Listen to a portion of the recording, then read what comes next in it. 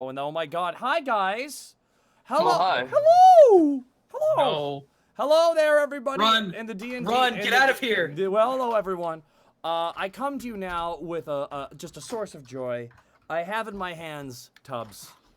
Here he is. That was the Tubbs scream. If you squeeze him hard I was enough. about to say, does he have any action poses? Oh wait, no. Here's the tub scream. Hold on, let me get the low function on this thing going. That's the sound that plays when I get up in the morning and roll out of bed. But Trash Gun, thank you for the sub. All right, guys, I got some good news. I won my game today for the goddamn Lucky Idiots Blood Bowl League, and next weekend I have a bye. That's right, I'm in the top 16. And all it took was betraying one of my closest friends. Congratulations. So how do you feel? How does it make you feel? My whole family bought it. Random man, thank you for the 4-month resub, and Draconis88, thank you for the 1-year sub. You know, it's cool because I lost my first round. I was like, uh-oh, that's not good. And then it was all an upswing from there. It was all an upswing from there, and all it did was destroying my friendships with my friends. And Farnixus, thank you so much. Hey, Dragon Tail. That sounds like a successful game of Blood Bowl. It does. It does. 1 second, guys. I gotta go. I forgot. I don't have my goddamn D&D notes. I need to go get those. How dare you? Where is my bag? There it is. Ah, I'm coming to get you, you damn bag. I have to live with that for a while. The most professional of stream. Yeah. Zito, I swear to God, I'm gonna come to your apartment and gut that thing.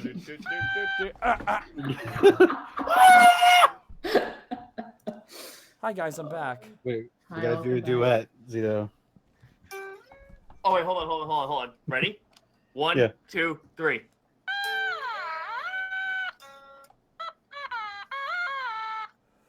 I don't know what you're trying to attract, but when it shows up, you're not ready for it.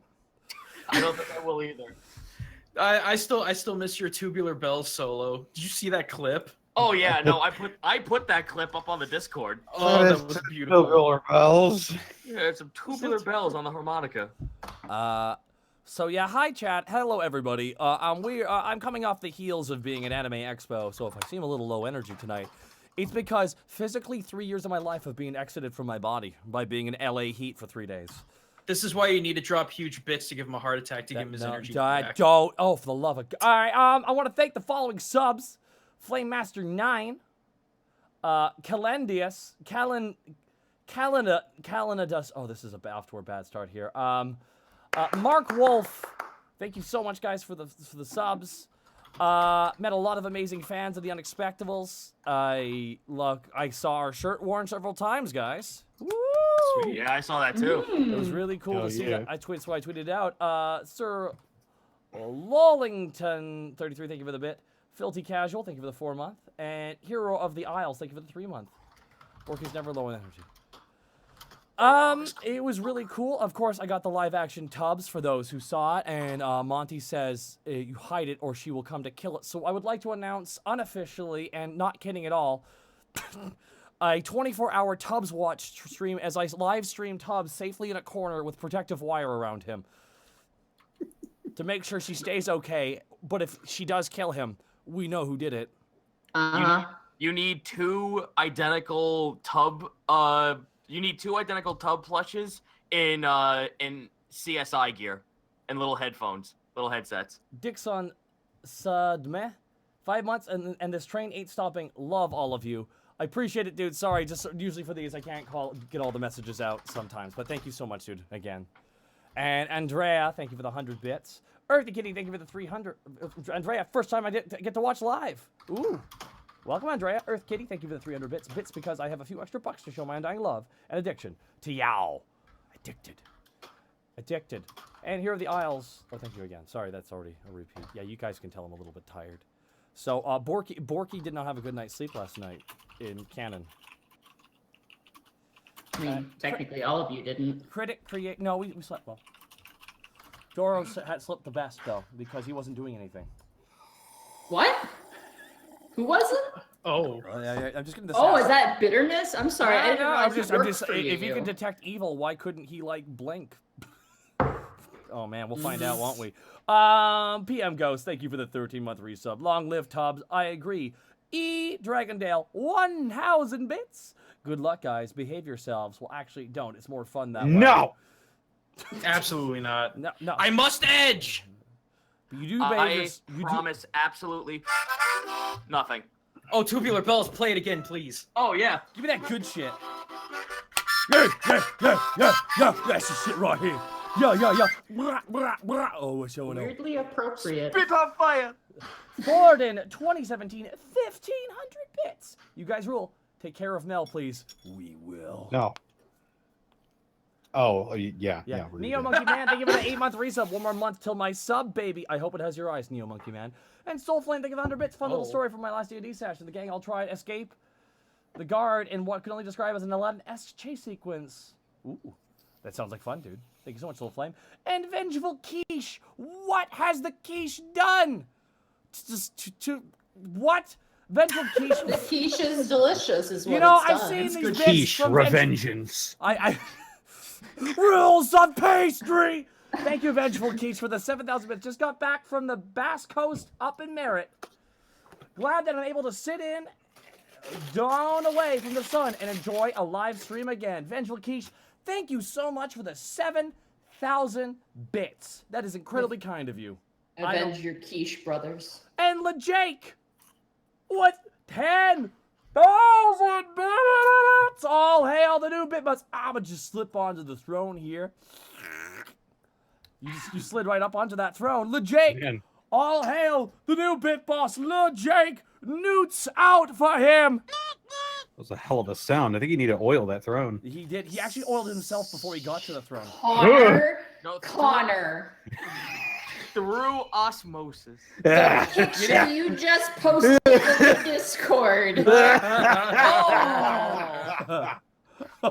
Suffer. I'm just gonna post this real faster so we can see it, everybody, before we get really Yeah, into this is it. just cursed images Oh the my. stream now. All right, good. Yeah, There we go, like guys. Can I get a quarter pounder, no onions, and 4 rolls of sushi on top of that? Blitz King 01. Thank you for the 5,000 bits. Take my energy talk and let these bits propel you into untold suplex-based heights.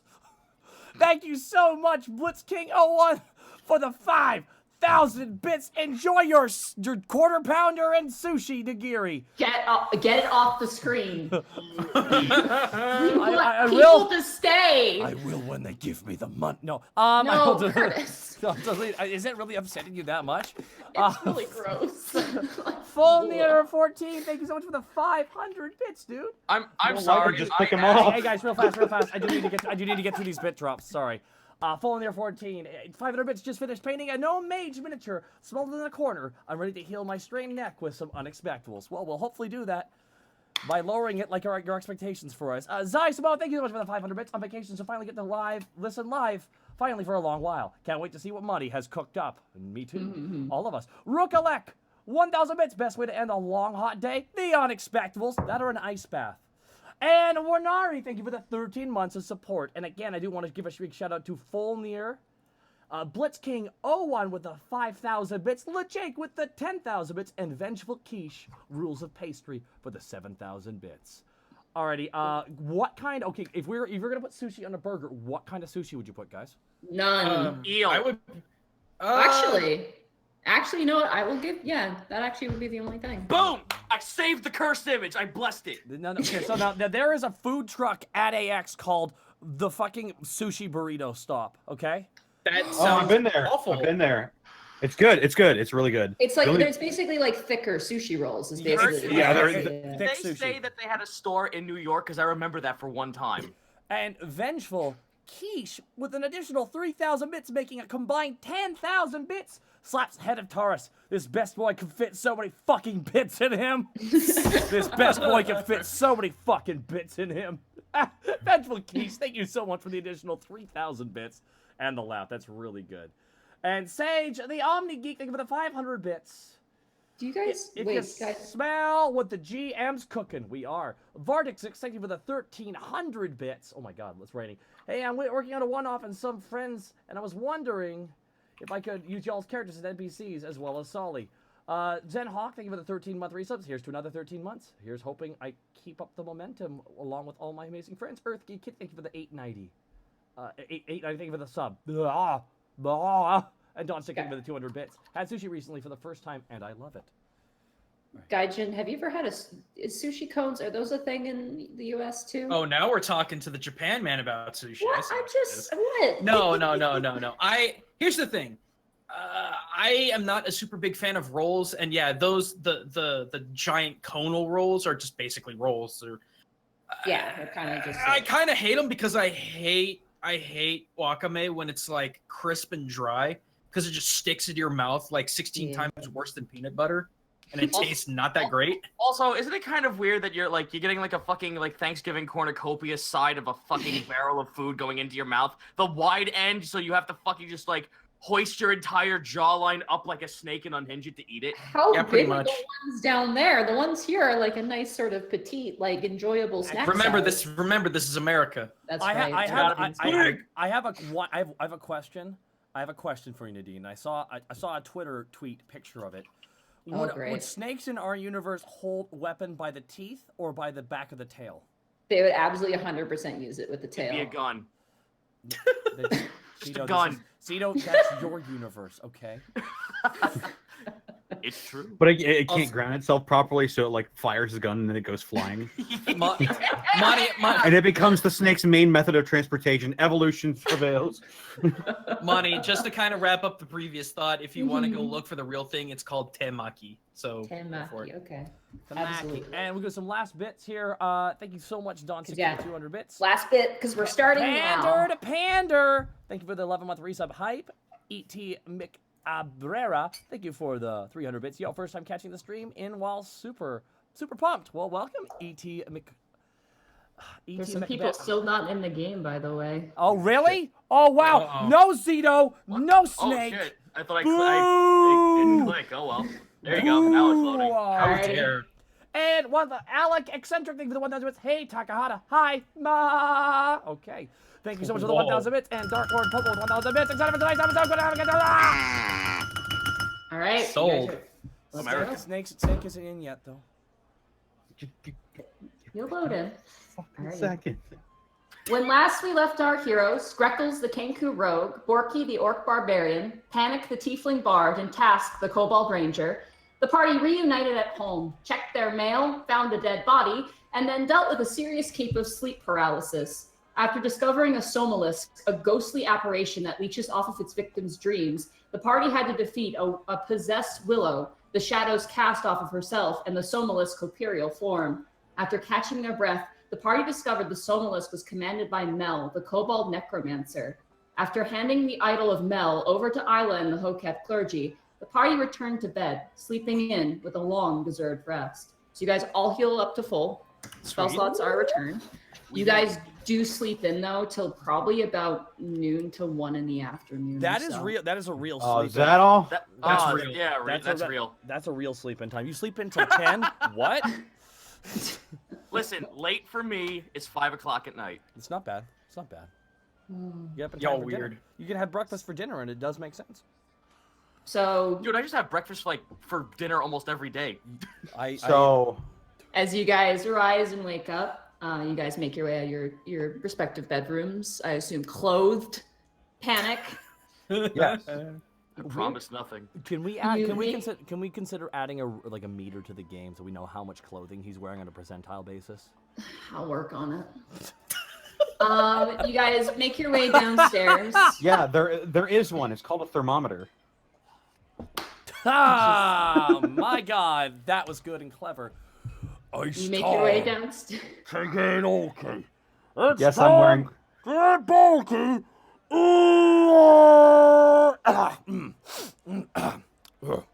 Borky opens up and walks out wearing his regular outfit. Okay. You make your way out and downstairs. You actually see Helga kind of just cleaning up There is some people in the tavern. It's not crazy populated at the moment. It looks like a lot of people are there for lunch. So Ty Borpington is currently working quite hard. You do see your new employee, Alice, currently walking with food in her arms. She's handing off things, and Scarbles is kind of instructing her on what to do. Scarbles like, okay, put that one there. Oh, yeah, I know how to put down a plate. And it's just kind of like they're kind of just talking to each other. You also see Skinny, your new maid, currently sweeping up. She's also got like a bucket next to her, and she's just like kind of cleaning up. She doesn't seem to have noticed as you guys make your way downstairs. Make my way downstairs. Oh, I'm sorry. No, it's okay. There's also there's also a few dwarves kind of sitting down and eating their lunch. You see Ben and Big Guy currently having a lunch, and you see currently kind of farthest away from you guys at the moment, kind of engaged in conversation. Doros, Welch, and Helena currently sitting down. Looks like they're just kind of grabbing a bite to eat. So, what would you like to do? Borky's gonna walk over to Doros and sit down. Is there a spare chair? There is, yeah. There's 4 spots, so you take the last spot. Borky turns the chair around. All right, Doros, let's rap for a second.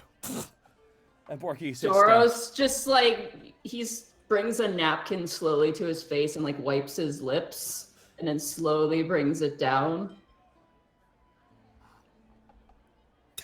There's like an awkward silence. Borky just stretches his arms. Ugh.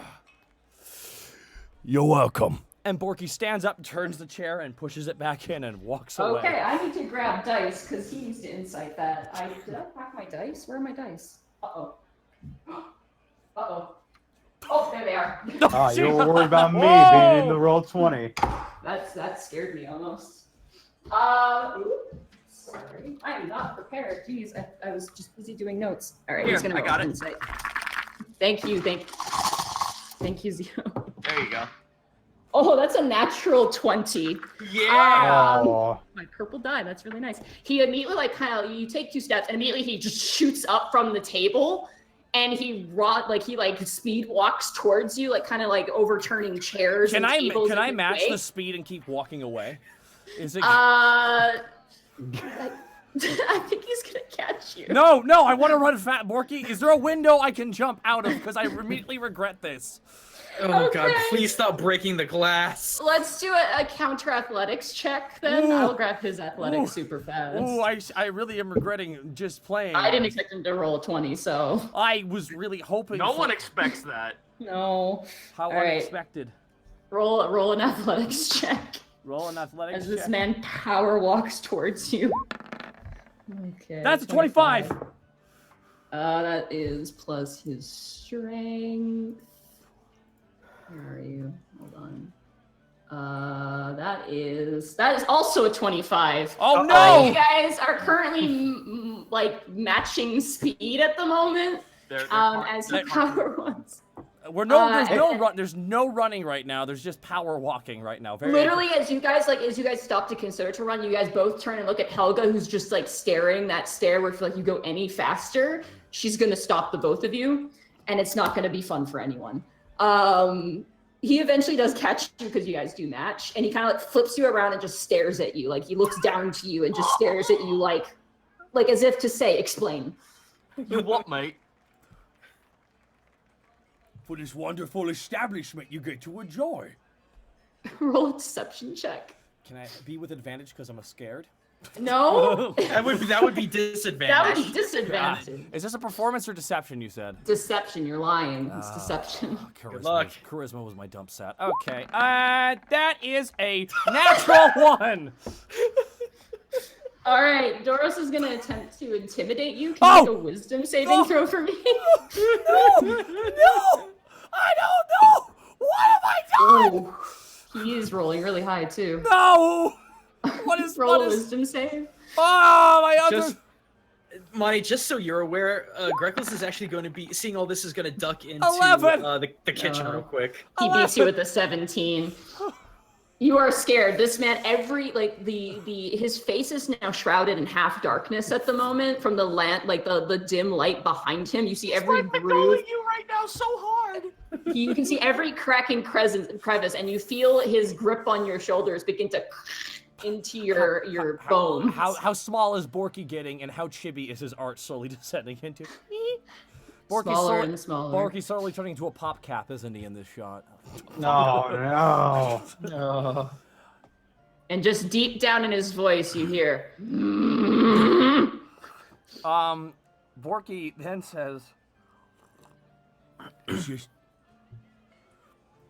we wish you had noticed what was going on with the necrotic damage here. We had to hire a priest. We got it solved, and I was making a joke. You're really tall."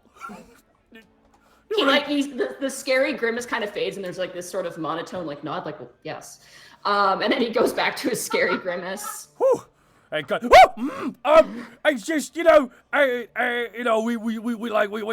took care of it, I was just fooling, honest. I was just having me a jape, you know how I am. Oh, look, it's the orc, he's gonna He lets go of your shoulders. He gives you your head a pat. He lets out a sigh. And then he kind of clutches the Avon symbol at his chest and kind of begins to kind of scour around as if he's kind of checking for that sort of stuff, essentially, leaving you to your breakfast. Greckles, what are you doing? I was actually going to duck into the kitchen to see... Good morning, Mr. Greckles. Hello. Ty, goodness. I am very busy. I know. This is just very quick. Do you have any pretzels made? I don't know how to make pretzels. It's sort of like a stall food. Okay, don't worry about it. There's something else I need to talk to you about, but come and get me. I know you're busy. Just come and get me when you're good. Yes, of course. Okay. There is a pretzel stand in the Druidic district, ran by a halfling. His name is Ron. Okay, that's good enough. Thank you so much. Greckles is like panicking a little bit. He's like chopping and like stirring with two. I know. I can only imagine like tomatoes and stuff are flying over his head. Yeah, it's pretty chaotic. He's like 5 dishes are on the go right now. Oh boy. So yeah. Okay, how far away? Would I know how far away that is? Druidic district is probably about a 15-minute walk. It's kind of on. It's not on the opposite side, but it's like right next to the opposite side to where you guys are in the outer ring of the city. So it's a decent walk. All right, I do want to make it a point to go there at some point. Okay. So okay, sorry, that's all I'm doing. I'm gonna go chill out with Welch with my breakfast. Yeah, they all like you see Welch and Helena are just like watching, and Welch is like, well, there he goes, I guess. Oh hey, how's it going, Blue? Not that bad, Welch. You heard anything lately? Not a lot. I mean, the thing we dealt with is like basically sounds like it's done.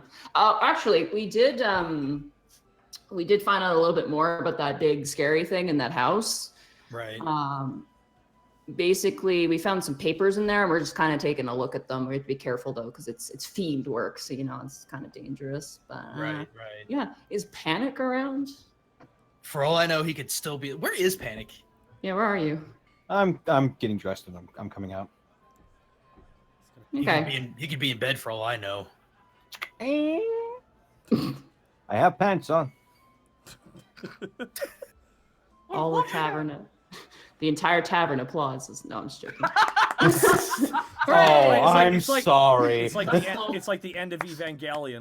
Just they're all. Congratulations, Panic. Congratulations, Panic. Helena kind of sits down her drink and goes, I actually would like to talk to him, if that's possible. But it's no rush, of course. Yeah, we're off our shift right now. I'm going to head home after this. But Helena wanted to see Panic, and of course the boss wanted to see the girlfriend, but apparently she's sleeping, so. I don't see a problem here. Panic, do you make your way downstairs? Yeah. Okay. Just so you know, Borky's still currently in a completely shock white, still staring forward with his arms slightly outclasped. He's terrified because he thought Doris was going to smite him. Oh, he's so scared he changed tribes. It's true. Skinny walks over and gives your butt a little smack with the broom and goes, "Come on, now you get out of here." To me?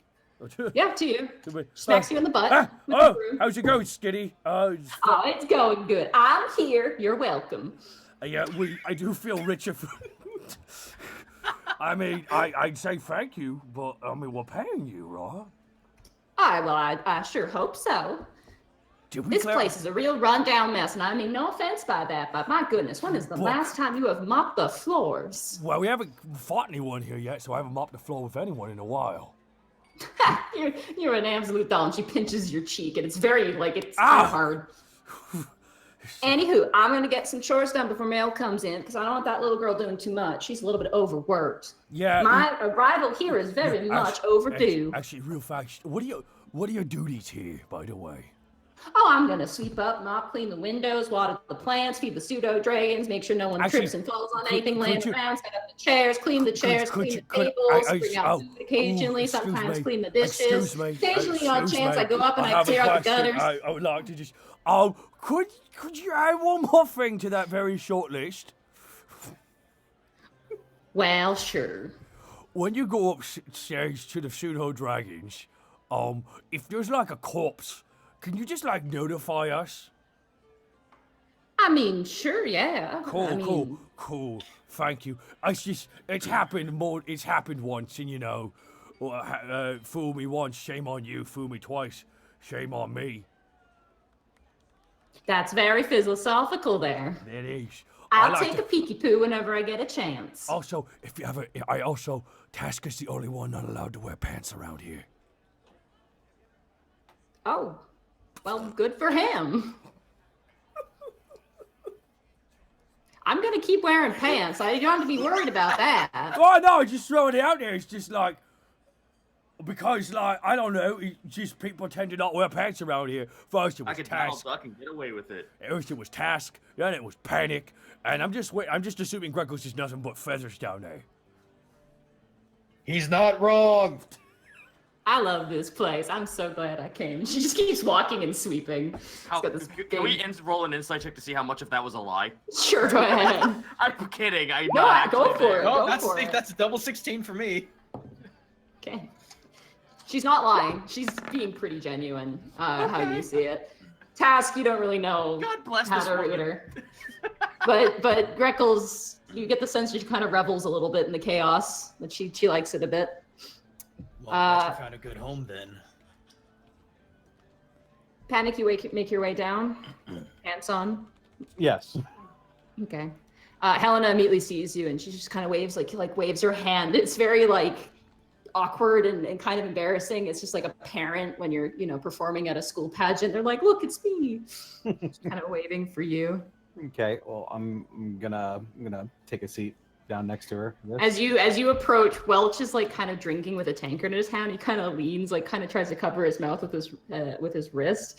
Roll an insight check on him. Can I insight him as well? Absolutely, you can. That's 22. That's an 11. 11. You don't know. You think he's sneezing, Greckles? Yeah. Panic. He's trying to hold his laughter, and you're not sure why. But you come and you sit down. He kind of, "Hey, Panic, how's it going?"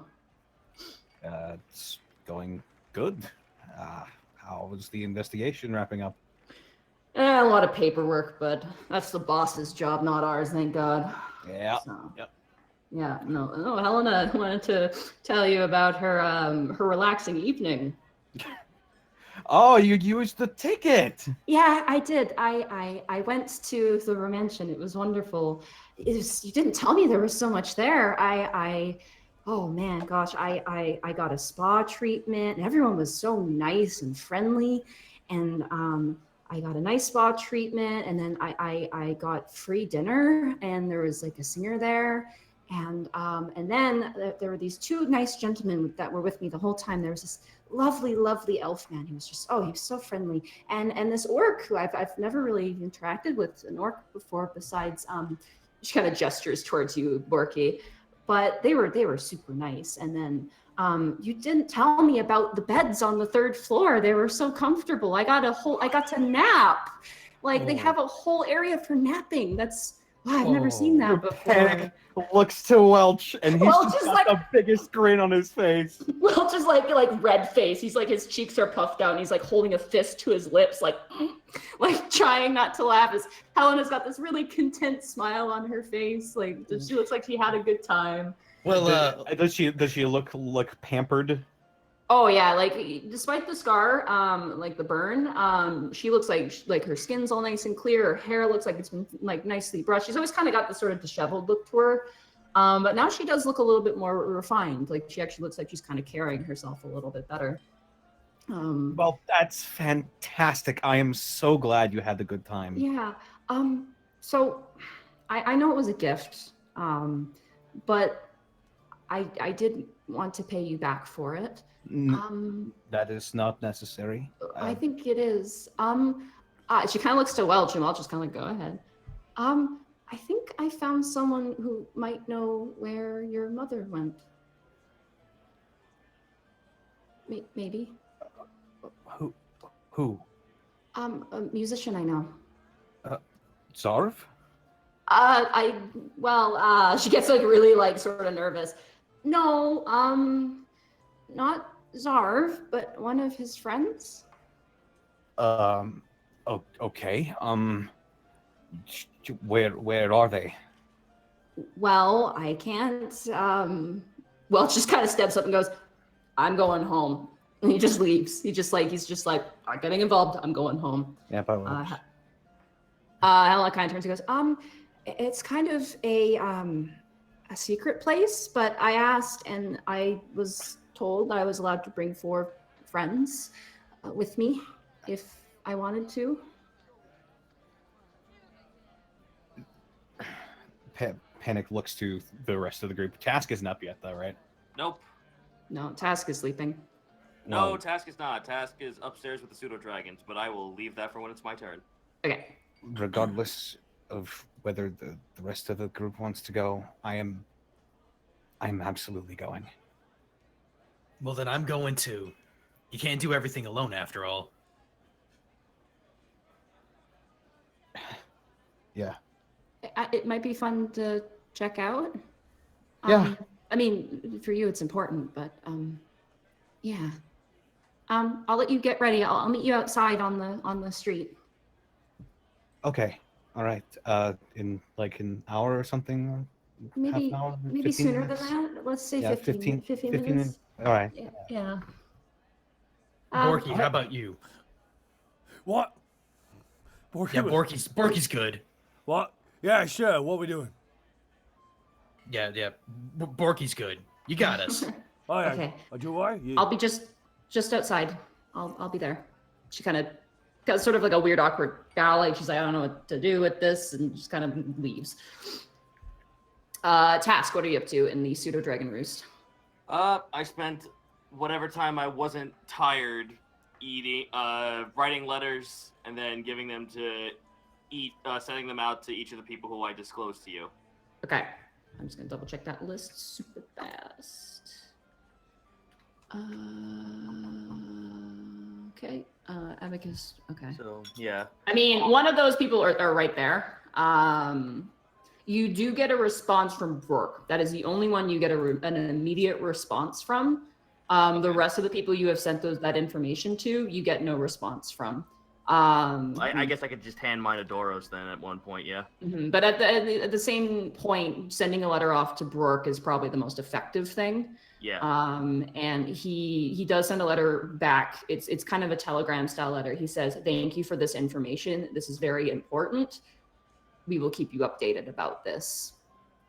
And we Okay. will look into this." And the last one is a more like not the same kind of letter. It's more of a private like, okay, I need to seek an audience with this person ASAP. With who? That very last one underneath it. The hold on. Oh, yeah, that one. You get no response in regard to that. You have I no didn't idea. expect to. I was just like, I need to send that out anyway. So Task is pretty much just walking out of the pseudo dragon den, coming downstairs, and finally noticing everything's here. The first thing Task would do is actually look at all the employees who were infected by the necromancy and the dark nonsense that was happening here. How are they faring? Helga looks exactly how you remember her, angry, judgmental. Ugly. But she's out of bed, so that's already a good sign. Yeah, she's good. Like, Just kind of a bitch. How ugly is she? she looks like she's well rested. You haven't seen Willow, but Doros is here. She's probably fine. And as you kind of, assumedly you guys make your way out, you do see Vel back. Vel is back. She's actually got some new armor on. She's actually got a new outfit. She's got like a big giant fur cowl. She's looking much better dressed for the weather, which is weird because she's a Goliath. It shouldn't matter too much. But she kind of turns and goes, "Hey." Feeling better, I see. Oh, I feel much better. Oh, no, the temples helped me out quite a bit, and I got plenty of bed rest there, but it sounds like things are clear here. Oh, sick and tired of those nightmares, though. Glad that's over with. Well, hopefully, after what we've just discovered what happened, we'll be a lot more careful with what comes into this tavern. Yeah, I'd appreciate that, but don't let things get too stale and boring. It's kind of exciting in its own right. No, of course not. I mean, I overheard Skinny talking about Doros almost murdering Borky right in our own tavern. She like leans over and turns to you, Borky, and points at you. Goes, "I can't save you from that." I know. Just nod slowly. There are things even clerics can't fix. Can Borky kind of look?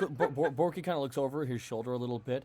Is Doros looking at him still with an eye? Doros literally like you turn over to look at him, and Doros is kind of like detective style, like looking at the ground with his like clutching his chest. And then as you kind of turn just to look, like something out of a horror game, his head just snaps and he stares right at you. Borky turns. It's like, oh, look, he's like one of those characters from one of Greckles' books right now. Moving right along. Vel, if it's all right if I can ask, what kind of nightmares were you having? Were they reoccurring? She kind of gets like a little bit like slumped shoulders, kind of looks to the floor, bites her lip. You know, for Goliath, I'm pretty short. And she says that as she stands a good inch above Borky. Like, I'm really... I have no idea what that feels like. I mean, if you say so, but go on. She looks down to you, Task, and goes, fair enough. But, I mean, for me, it really bothered me a lot as a kid and growing up. And, I don't know, I just eventually left my tribe. And so sometimes I have nightmares about it, but... Was it a reoccurring issue? Yeah, it was the same nightmare every night. It almost felt unfair. Interesting. Borky kind of looks a little bit sullen as you say that and goes, Well, sometimes when you have to leave your tribe, it's unfair. Yeah, I'm better for it, though. I like being here. Yeah, it's not bad. We're getting that a lot from people working around here. Well, once you guys install the bath, like, she just grabbed, like, she just clenches her fist and shakes, like, yes. And she's like, now we're pretty good. It's nice and warm now. We're working on some new things. That's good. Nice to see the place getting bigger and better. I like the new staff, too. Nice to see Euromagister. I actually talked to him a couple times back when I used to fight in the underbelly, but... Now, he's got wild magic. Like, how crazy does it get? It can get pretty crazy. But, I mean, it sounds like he's not going to be here for too long, so I doubt we'll see anything, too nuts. I hope he's helping. Worst case scenario, we get teleported to another dimension. I don't think it does that, though. I mean, I don't know magic, but I'm... Task holds his, claw up with a finger up and just goes, wait, no, can't say it. Cannot say it. Anyway, best of luck with your evening, and if I'm not feeling well, I'll let you know again. Yes, please, let us know if there's any change in your health. Certainly. Right, Louis Drug? Attaboy. Yeah, he's just leaning up against the post. All right, That's well, really I tired. tap on Tark's little doghouse to see what he's doing. He just sticks his head out. By the way, did you take the note, Panic, or did you leave it where it was left on the doghouse? Panic? Oh, I took it. You took it? Okay, so you have it. Then Hello? it's not there. Hello? Yeah, Yeah, you're yeah, here. I took it. Hello? Hello? Panic, Hello? are you there? Mush mush. Yeah, you Oh. have it. Okay, then it's not there. Yeah, Taurus walks out in his snow gear. Looks very comfortable. He comes waddling out. Good. All right, well, unfortunately, the night has already taken a little bit of time away. So, what exactly are we doing for a look to the rest of everyone else? Immediately looking at Panic. Helena got the tip that somebody somewhere, she said it was a secret, but they might know where my mother is, and that is taking my priority for the day. Need backup?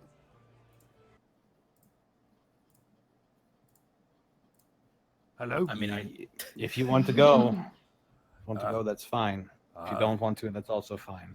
That's Well, fair with me. No, that's fair. I have no issues with going. The only plans I had was looking at the clergy, like Isla said so.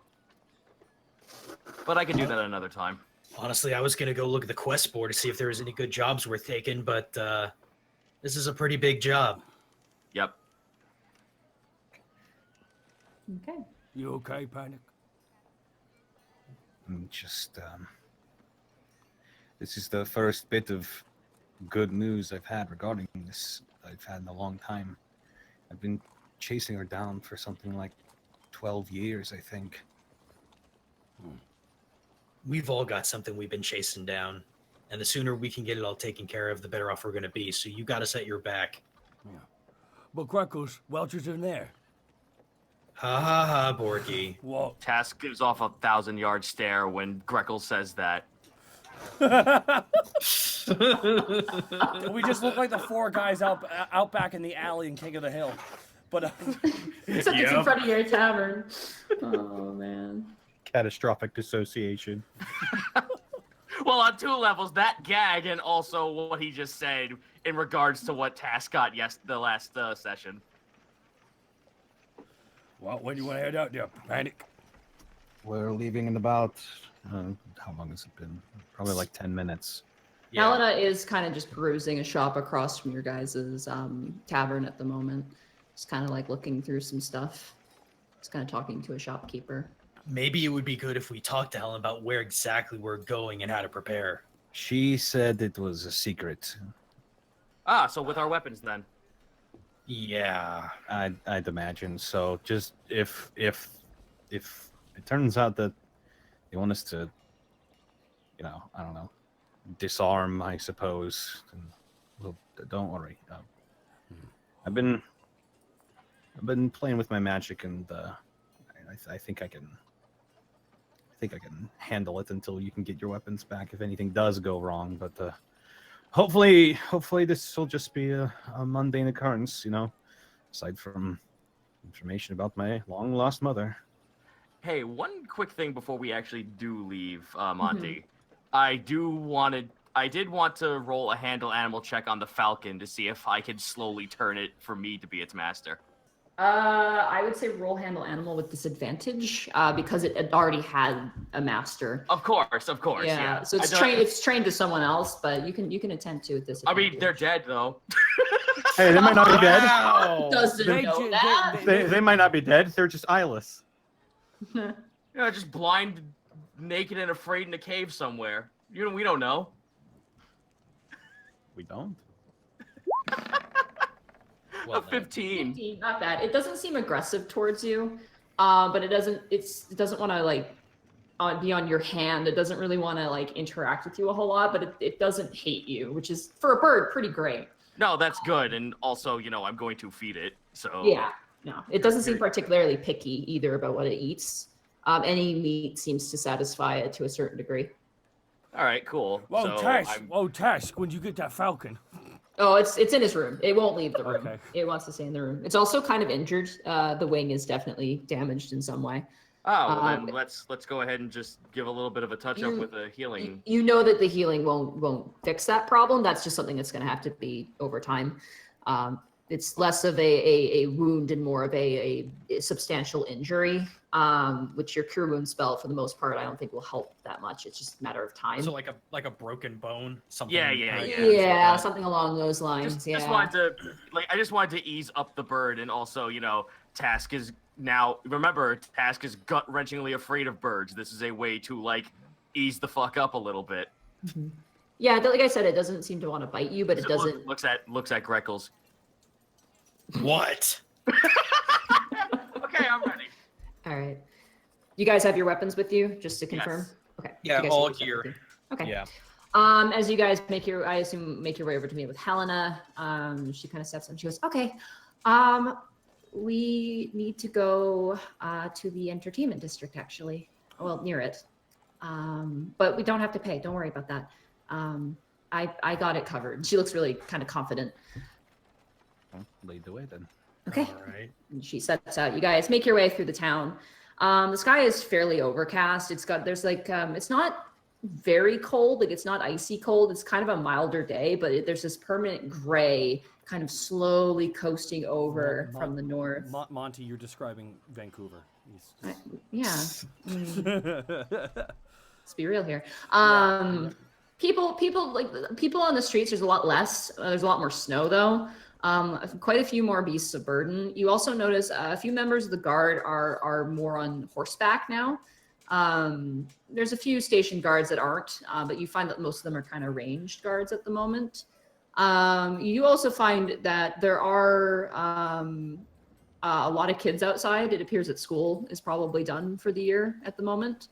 But eventually Helena leads you basically to the crafting districts between the wall between the crafting district and the entertainment district. You see kind of the opening kiosk with that very sort of gesture style man standing there. He's handing out pamphlets and oh yes, enjoy your show. And he's just kind of being all friendly and whatnot. Can Borky ask him what his name is on the way past him? Because Borky's. Oh, you're not going past him. Okay. The moment you kind of see him, Helena actually follows down the length of the wall to the right of the kiosk, probably about a decent 20 to 30 feet. Okay. And she walks up, she kind of looks side to side, kind of suspiciously. She goes, okay, this is a secret, okay? Okay. All right. Just try to stay close to me and be friendly. Smiling and stuff. She looks to you, Task. Stone grinding as a fanged grin shows up. It looks like I'm about to bite someone, but I'm actually trying. Like this. A for effort. No task like this. Borky just pretty much does. That just goes ching, full maximum smile, open teeth. Greckles, you try. Greckles, you do it. Does he have goose teeth? Does he have goose teeth? Answer the question, Gaijin! Yes, he has goose teeth. Yes! What exactly are we getting into? Nothing dangerous. Insight. Yeah, absolutely. Go ahead. Shit, that's an 8. You have no idea. God damn it. You don't know Helena that well. She seems nice enough, but 8. It's also an 8. Inside. Borky's going to insight because fuck it. Please be another 8. That's a 9. That's a 9. Yeah. Hey. You all know. All right, hold on. Yeah, buddy. 23. 23. She's being honest. She doesn't seem afraid, and she seems like her nervousness. You get a sense, Task, is kind of from a social standpoint. You see that a lot with her when she's around other people, and she just doesn't know exactly how to make that work yet. But it seems like she's just trying to reassure you in the same sense she would reassure herself. Tash just nods gently, just okay, fair enough. She walks up to one of the stone cobblestone insets, and she knocks. And then with two of her fists. Okay. And then you hear a and you see basically a bird's eye gray feathers peeking out of the section that's been pulled back now. The stone has been removed from the set, and now this eye is peering out. Hey. And Helena kind of like looks to see your guys' reaction. Just kind of to gauge everything. Keeping a Greckles? basic, just a standard face. Nothing angry, just a neutral look. She turns back. It's me. And then you hear a distinctly different voice, almost a child's voice. Who? And she sighs, just, it's. She whispers something. For those of you guys who want to. Oh, yeah. Oh yeah. Check, go right ahead. Oh, what check is that? Perception. Perception to hear what she's whispering. Plus that's 7 a- 18. That's 15. a 19. Nice. That And then- is 16. Wow, okay. You guys all pass. You guys all hear her. You hear she kind of covers her mouth so you guys can read her lips, but she goes, glossolalia. And then you hear a third distinct voice go, alright. And then the thing slams closed, and you hear kind of the sounds of padlocks and things moving, the rustling of chains. And then the entire sort of cutout of the wall opens up. You see standing, kind of holding the door open, about a 6 foot tall African gray Kenku man wearing a set of very poofy pants. He's wearing nothing on his feet. He's just kind of wearing a shirtless vest. And he's just kind of got this posture to him where his chest is puffed out, his shoulders are back, and he's kind of like just posing almost with his arms at his waist, his talons at his waist. God, I hear the Pillarman music as the door slowly opens. Right?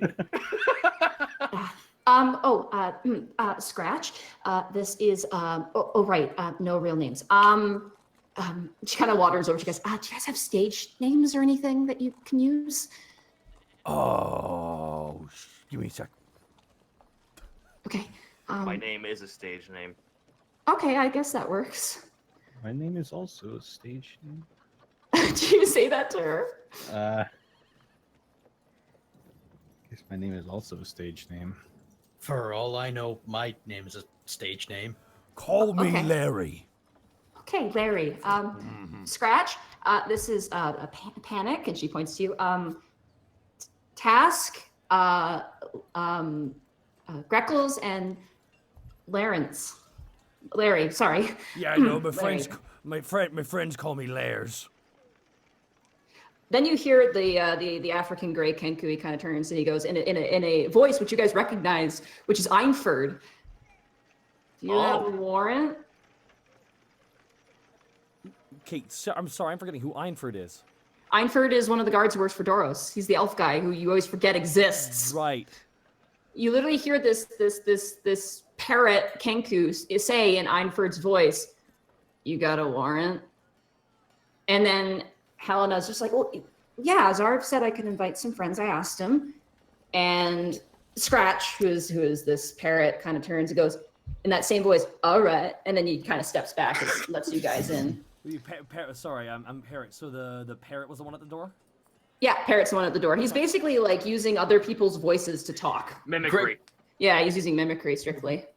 Greckles will actually give him the double fingers in Einford's voice and say, "All right." And then he, as you walk away, he kind of like juts his face, goes, yeah. What? Oh God. What? It's almost like a remix of the voice. Ah, that's weird. My God, he can auto-tune himself. He's unstoppable. That's weird. Oh yeah. Borky's just got that mile-long Joey Tribbiani face from Friends. Greckles looks over. Greckles looks over to Borky, and in Borky's voice says, "You know, we can all do this, right?" I've never said that. I've never said that. I've never said that. Greckles, He starts like Greckles, basically Greckles, beatboxing. This parrot Kenku just starts beatboxing with the sounds of like hammers on anvils, Borky's voice, the sound of the door opening and closing. He kind of just makes this sort of remix as you guys are being led through this kind of corridor. You see posters strewn on every sort of wall surface. Some are really old, some of them are kind of new. And there's a whole bunch of them. The ones that dominate the walls, though, are Zarv. Zarv is kind of all over the place on this wall.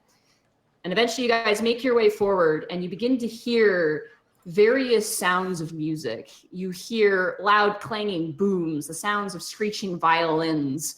You hear the sounds of guitars being tuned and the sounds of people laughing and singing, as eventually you make your way into this large, almost empty underground cellar. It's quite large. You see characters of all type kind of talking shop with music. And there's a few just stages where people are kind of practicing blocking out things and talking to each other. You see a green kobold currently tuning a violin. You see a group of like 4 gnomes currently engaging in some sort of weird eclectic dance on one of the stage and being kind of guided by a dwarf who's just kind of like, I don't do that one over again, like just kind of giving them instructions. And eventually Helena just kind of turns and goes, Panic, what do you think? This place is amazing. I really wish I could have told you about this sooner, but rules are rules. I went to see one of Zara's performances and I sort of bumped into him more. It was hard to explain. But I got a poster from here and I was told I could come back and they gave me a kind of a cool nickname and I don't know what's happening in my life anymore, but we're here. Hooray. Yeah. This place is so cool. Well, I'm glad. Let me introduce you to Zarv. I should introduce you to Zarv. Scratch, you should come with us. And Scratch is like, all right, and follows along. And eventually you are led and you kind of turn a corner and you do see kind of sitting cross-legged, tuning what looks like a guitar almost similar to yours, but somewhat different. You see a disheveled, slack jaw, like underbite to the max, piercings on the ear, hair that kind of lobs over the eyes. He's wearing a tiny bowler hat on top. He is currently completely shirtless. He's wearing kind of sort of studded leather pants. And surprisingly like leather straps for essentially shoes around his hind legs. He's currently kind of tuning a guitar and he kind of looks and goes, hey, it's the Hellraiser. And he kind of sets the guitar up against sort of the stage that he's sitting on. And Helena kind of walks over and goes, hi, it's nice to see you again. Panic, this is Zarv, Panic. And the gnoll looks up to you and you don't even see his eyes through this fog of hair that he has. He kind of sticks out this long, thick arm to you, and he goes, "Yeah, all right." Name's Zarv. I reach out and I grab his arm, like one of those like my brother handshakes. Yeah, it's very furry and it's kind of greasy feeling. This is a gnoll. He takes it and he goes, "All right, that's cool. Yeah, no, Glossolalia has been telling us a lot about you. You've been wanting to get into the musical menagerie for a while now." Oh my god! Kind of nods to you. Cool. Yeah, well, I've been in the this musical menagerie, but not to any official capacity, not yet anyway. Yeah, not yet still, my friend. Come on, take a load off. Come sit down. You got all kinds of talent here. I'm sure you've met Scratch. He's kind of mastered his mimicry, made his own sort of music, but most people aren't ready for it yet. I'm not ready for Michael Winslow for Police Academy. Yeah, my Kenku just talks. Yeah, he talks for now. I'm sure he could do a lot. They're talented sure he people. could. I just want to say, during this whole time, Greckles is with Scratch, just trading off beatbox sounds. Oh, he's going. Yeah, his repertoire is actually super impressive. You hear dock bells. You hear the sound of church bells of all different cadences. He played off a whole Frere Jacques using different church bells that he's probably heard. Jesus. Like, it's insane. Like, this guy probably is dedicated to his mimicry alone. You get the sense. Like, Greckles would be like trying to remimic like drum beats and flutes and stuff from where he's from to try and add to his repertoire. Okay, yeah, you guys are going at it. Real quick question: is Greckles doing like pretending he has instruments in his hands every time he does that? Absolutely. Oh, yeah, Borky, so is Scratch. Borky thinks he's asleep right now. Just imagine Greckles opens his beak and you hear a yo. No. Yes! That was literally the next thing that I was going to say. Is that he does the kabuki like head tilt and like half eye cross and the yo. Photorealistic Greckles doing the yo. And then the dong kind of drum. Oh my god, amazing. He's learning. Borky turns to Task real fast. Task, if this is a dream, pinch me. I punch him in the shoulder. Ah, son of a... Wow, this is a really real dream. Yeah, Borky, it's a real dream, all right. Hi there, my name's Borky the Orc. You look like a person.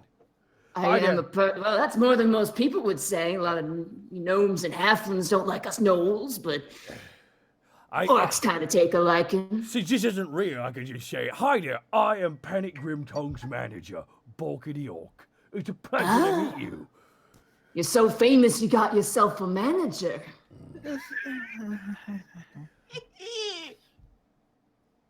Well, we don't mean, like by the no way, egomaniacs here in the musical menagerie. Let me ask you something, Mr. Panic Grimtongue. Oh no. Do you consider yourself to be talented?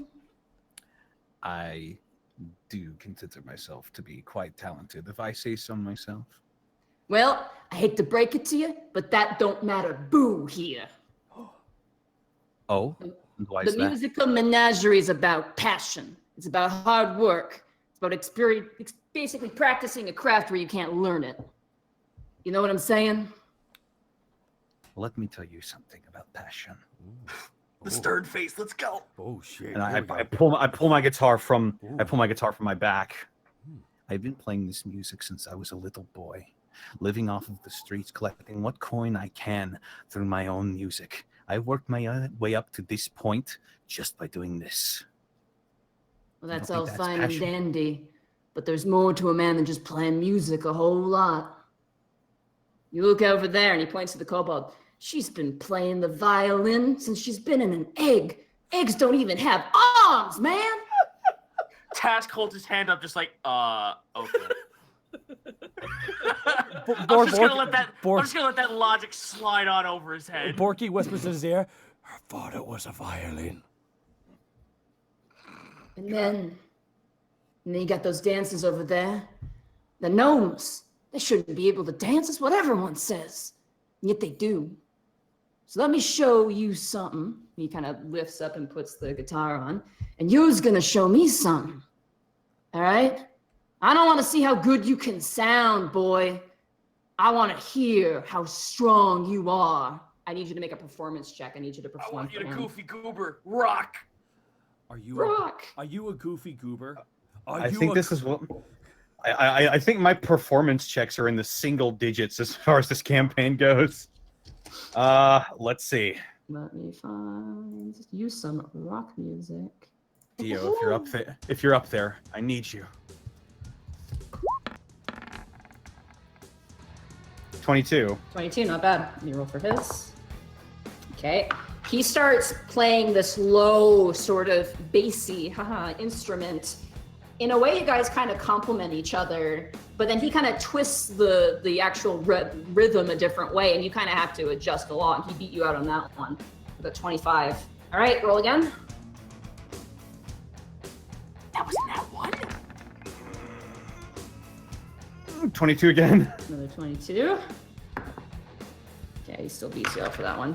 He keeps going, and he's kind of like, he's playing really well. He seems old. As you're playing, you kind of get a sense of this gnoll. He's an old gnoll. He is not young. You probably would gauge he's maybe around 50 or 60 years old. Oh, fuck. I which can't is believe I pretty- came across the Lemmy Killmeister of Knoll. Yes. Yeah. I need you to make one more performance check for me. Dio, hear my cry. You can do it, Panic. Natural 20! Yeah! And you rolled a 2. 31! You keep playing, and then as you do, like, you want to beat this guy. And Helena's kind of just watching nervously from the sidelines as this is happening. And you're playing, and you're playing, and you're playing. Then suddenly, as you're playing, the musical menagerie sort of disappears. You kind of go into a trance-like state as you kind of then begin to tame the music. And as you begin to play, something almost similar to the song in that book, as if it comes naturally to you. Oh, Nothing happens. thank You God. begin to play it, something similar, not the exact same thing, but something similar almost naturally. And then you hear a gentle melody almost break through, and then ka-ching, your strings almost stop all at once. And all you remember is standing on an obsidian floor in an entire room, deft in silence. And with every strum you played, an echo almost crawled over the obsidian, almost touching. You could almost feel where the sound was going. But then in an instant, you saw something. You saw a small form playing a tiny instrument by its lonesome on an obsidian spire, and it almost looked like something you've seen before. And in the moment you saw that, just a glimpse, ping, your strings all snap. And They all break? they all break. I just got those replaced. Zarv has stopped playing. You guys watched the sequence. Zarv actually stopped playing about halfway through, and then Panic just went zenned out, and you have no idea what happened. And Helena actually looks kind of surprised. And a few of the other musicians actually have stopped. The dancers have all stopped. The violinist has stopped. A few others have just kind of turned. And Scratch, who was kind of goofing off with you, Greckles, is kind of like, whoa, in a gnome's voice. It's like, whoa. Well, You okay there, boy? And the gnoll stands up. Zarv kind of comes over and kind of smacks you on the shoulders. I kind of went Steve Vai for a second there. You really got into the music there for a moment. It was almost like that was how you were breathing. Guess you could say it's in my blood. Hey, glossolalia. And Helena's just like, yes. She kind of looks a little blush with that. Goes, your friend here. I wasn't expecting someone like him. I thought he was another schmuck just trying to get into the musical menagerie. I mean, no offense by this, but everyone claims they're the best with their instrument, and that's all well and dandy, but there ain't no such thing. There ain't no such thing as the best. He picks up your guitar, takes it from you. Do you let him take it? I hesitate for a moment. I'm gonna give then it I back. nod. And then I nod and I hand it off to him. He hands it actually to Helena, who kind of waves her hand, and you watch just the strings mend themselves. Appears to use the mending cantrip, and he takes it back from her and hands it back to you.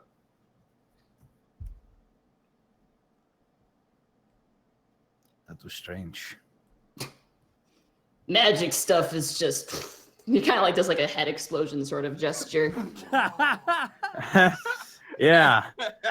Sometimes literally. Yes, because those birds they just sound like things. What the Yeah.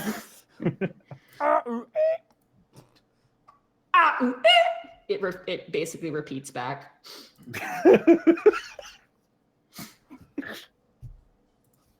What do you do, Borky, as he does that?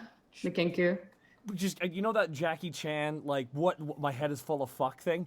Borky kind of just does that what the what is happening right now? Yeah. Good, by the way, Panic, good set. Now, charge him $50 for an autograph. You ain't charging me nothing. You could hear that? Oh man. He's an old man. He can hear, dude.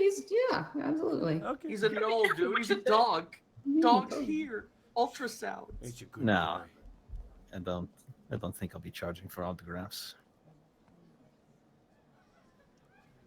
All right, Glossolalia, they can wander around, but I'm gonna keep my eye on them, even though you can't see my eyes. I can't see my eyes. Where am I? What color are they? I can't see my forehead. Oh shit, you too? Helena kind of bows to Zarv and goes, thank you, Zarv.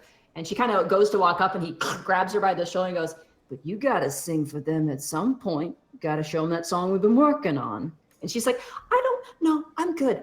Thank you. She like gingerly like kind of peels his hand off of her shoulder. It's like, not yet.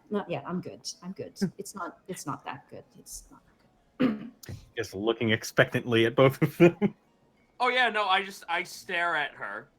I know, it's good. It's all good. Greckles cocks a huge eyebrow if he had eyebrows. Look, the United Clergy of Orin, we didn't sing music. It wasn't a thing, and all we had was essentially what I've learned is glossolalia, is just talking and weird nonsense nothingness. So I have been experimenting with some music maybe a little bit. A fine hobby. Yeah, but Yeah, here it's not that good yet, okay? It's just not that good yet. Tash just holds his hands up. I have no musical talent whatsoever. You do not have to you don't have to sell it to me. I'm sure you're amazing. I have to agree with the red one who doesn't believe in himself. Oh no, son. But Noel gives you a big grin. He gives you the biggest shit-eating grin as he says that. I believe myself in a lot of things. Music, how do you say? Maybe not so much, but shooting things with an arrow, I have plenty of belief. Hey, an arrow's not too far from a harp if you know how to use it properly. If you're interested, just let us know. Borky imagines Task holding a harp shooting 4 arrows. Right? Like, Yes! Greckles is kind of gonna, still with the group, but kind of facing away, secretly just slowly pull out that flute that Panic gave him.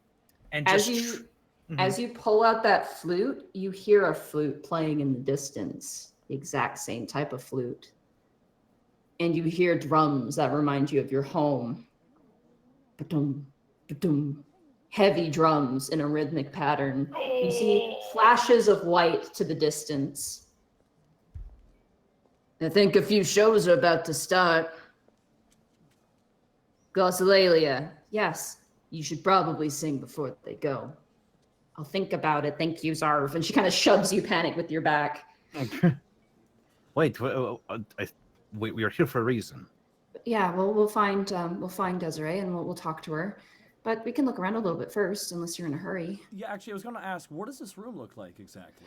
It is like a cobblestone basement. It's very large. It looks like it was used as some sort of storage cellar for maybe water or like emergency provisions. It's basically been refurbished. There's like random groups of people. It looks like just kind of like a giant shared studio space. Sorry. Okay. So there's basically people are kind of like together, but they're also kind of separated. There's people who are kind of practicing more publicly. There are people who are kind of people who are practicing more privately. You'll find that most things are kind of separated by like stages. People kind of made their own little makeshift sort of stages, whether it be a nice Ruba carpet or a set of boxes. There's one tap dancing dwarf who's just on a crate, like that's all he has, and he's just on a crate. The violinist Kobold is actually just sitting on a kind of a tall, almost bar stool, and is just kind of practicing and flipping music. And there's like a dragonborn with them, just kind of flipping the music for them when they can't do that. It's a lot of people are just grouped together. There's just some people who are just talking, and a few that are just kind of walking around and kind of taking notes of things and things like that. You assume there may be agents or something like that, or people who are managers, like actual managers. Quick question: is there a piano in the room? There is a piano in the room. It is currently unoccupied. It is a grand piano that looks like it has fallen down the stairs multiple times. But nonetheless, it sits open in the corner at the moment. Borky just kind of eyes it up a little bit, but kind of follows along with the group. I guess we're going to try and find a seat. Yeah, I have a gag question I must ask you. Absolutely. Is the dwarf ham boning? I don't know what that means. Is he ham boning while he's doing his tap dance routine? This is very important. No, explain what ham boning is for It's slapping your body to make music. Oh no, he's not. He's got I'm sorry. No, here's the thing. That gnome isn't fat enough. You No, got it's it? a dwarf. He's not a it's not a Dwarf. gnome, Sorry, it's a dwarf. dwarf ain't chubby I enough. wanted him to be ham boning his beard. Damn it. Okay, I'm sorry. I'm kidding. No, it's all good. As you guys kind of wander through, you see all these different talents playing. Some people are better than others, but overall, like the amount of effort in each thing is kind of the same. Greckles, you do hear off to a distance. You see now a tall female secretary bird Kenku, Ooh. currently with 2 fans in her talons, currently flipping them and kind of singing. And she's like, Sakura, Sakura, no yamamo tomo, like kind of like doing that. And there's currently 2 humans, human females who appear to be also from the Eastern Isles, who are also kind of watching. And like she kind of stops, and the other one goes, speaks in Oran and basically says, like, you know, try that again. You move too much on this one. Make sure you hold your fans better. Like, what are you doing? Like, knock it off. And they're just kind of squawking at each other. Like they're obviously friends. Just like hold your fans better. Oh, why you hold my fans better? Like kind of that sort of shenanigans. The kobold, who's green, she's like an emerald green, has these stunning blue eyes. She's just wearing simple clothes. She's like kind of playing. She notices you guys pass and just kind of ignores you and keeps playing. She does notice you, Task. She kind of gives you like a little bit, as much as you can on a violin, kind of gives you a little bit of acknowledgement with the chin. But I'll give her a nod back. beyond that, there's no nothing really else. I mean, there's like the gnomes are dancing. There's a few singers kind of just practicing, going through notes and just kind of giving each other feedback. There is one painter. There's a dragonborn painter. It appears that is the person who makes the posters. They're currently like there's a halfling who is holding a ridiculous looking instrument. Looks like he made it himself. It's some sort of weird like improvised instrument. And the dragonborn, who's a black dragonborn, is kind of painting him and like kind of looking side to side and designing this poster for him. Eventually, you guys find yourselves like a little kind of corner. A lot of space is occupied, but you kind of find like what looks like some sort of instrumental storage area of sorts. You guys are able to kind of sit down. Is there a spare, just solitary drum off to the side anywhere? Let me roll to see if there is. I mean, most people would probably take their instruments with them. Sorry. There is not a drum. There is a tambourine though, which is kind of the same thing. Would anyone be remiss if Task took it? I mean, only the party sees you right now. But does it belong to somebody? Does it belong to someone? Looks like it was just sitting on top of a barrel. You don't Sleight know. of hand. Okay. Go for it. Welcome to the musical menagerie. Let's rob it. Just joking. 21! That is straight up just like shoop into the pocket. It's Yep. gone. A whole tambourine. Yep. The whole tambourine in the pocket. Oh my Task! God. I didn't know you had a You penchant for don't- music. You'd have to do a perception check to check and see if he stole something. Oh, I would love to try and perception that. me too. Ah, natural one. Borky's 17. Borky's still staring at the goddamn 15. piano. 15. Okay. None of you guys see it. I love how Or- everyone believes that Task is going to hide this. No, when they sit down, they're going to see Task holding it in his hands, looking at it. Suddenly, Task has a tambourine. You have no idea where he got it from, but he just has it now. Panic looks down at Task expectantly. Well, you gonna play? Give it a shake. Show us your goods. This is the smallest and strangest war drum I've ever seen in my life. Shake it back and forth in your hand. Shake it like you mean it. I will shake it very slightly. Okay. Chink! It makes kind of a jingly sort of sound. So, you know that face a cat gives when it sees a cucumber? That's what Task does. Task, like, looks at the inner part of the drum and, like, just taps on it to see if it actually makes a drumming noise. Kong, it shakes too at the same time as you hit both. Task looks like he's just seeing a whole new Brett, like a color he's never discovered before is before him. Oh, here. And Helena grabs two eggs. She's got 2 chicken eggs in her hand. Oh. She shakes them and they make a shaker noise. Oh. Okay. Okay. Oh, what? That was from Task's perspective. Yeah. Holy crap. They play instruments too. Just like the violin girl. Tash just like looks left and right, just like, okay, I'm now learning that there are different types of drums in the world. I've only ever known the one my whole. It's a pretty big world. Helena kind of looks up and smiles at you, Panic.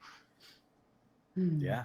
Task will actually give the tambourine a hearty shake and not a punch, but like a knock. It makes a really, really good thing. And she goes, do it, keep doing it. Just keep hitting it.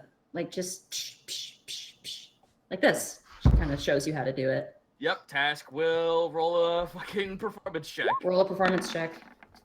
No. 7. Okay. I mean, you don't really know it that well, and it's kind of a new experience.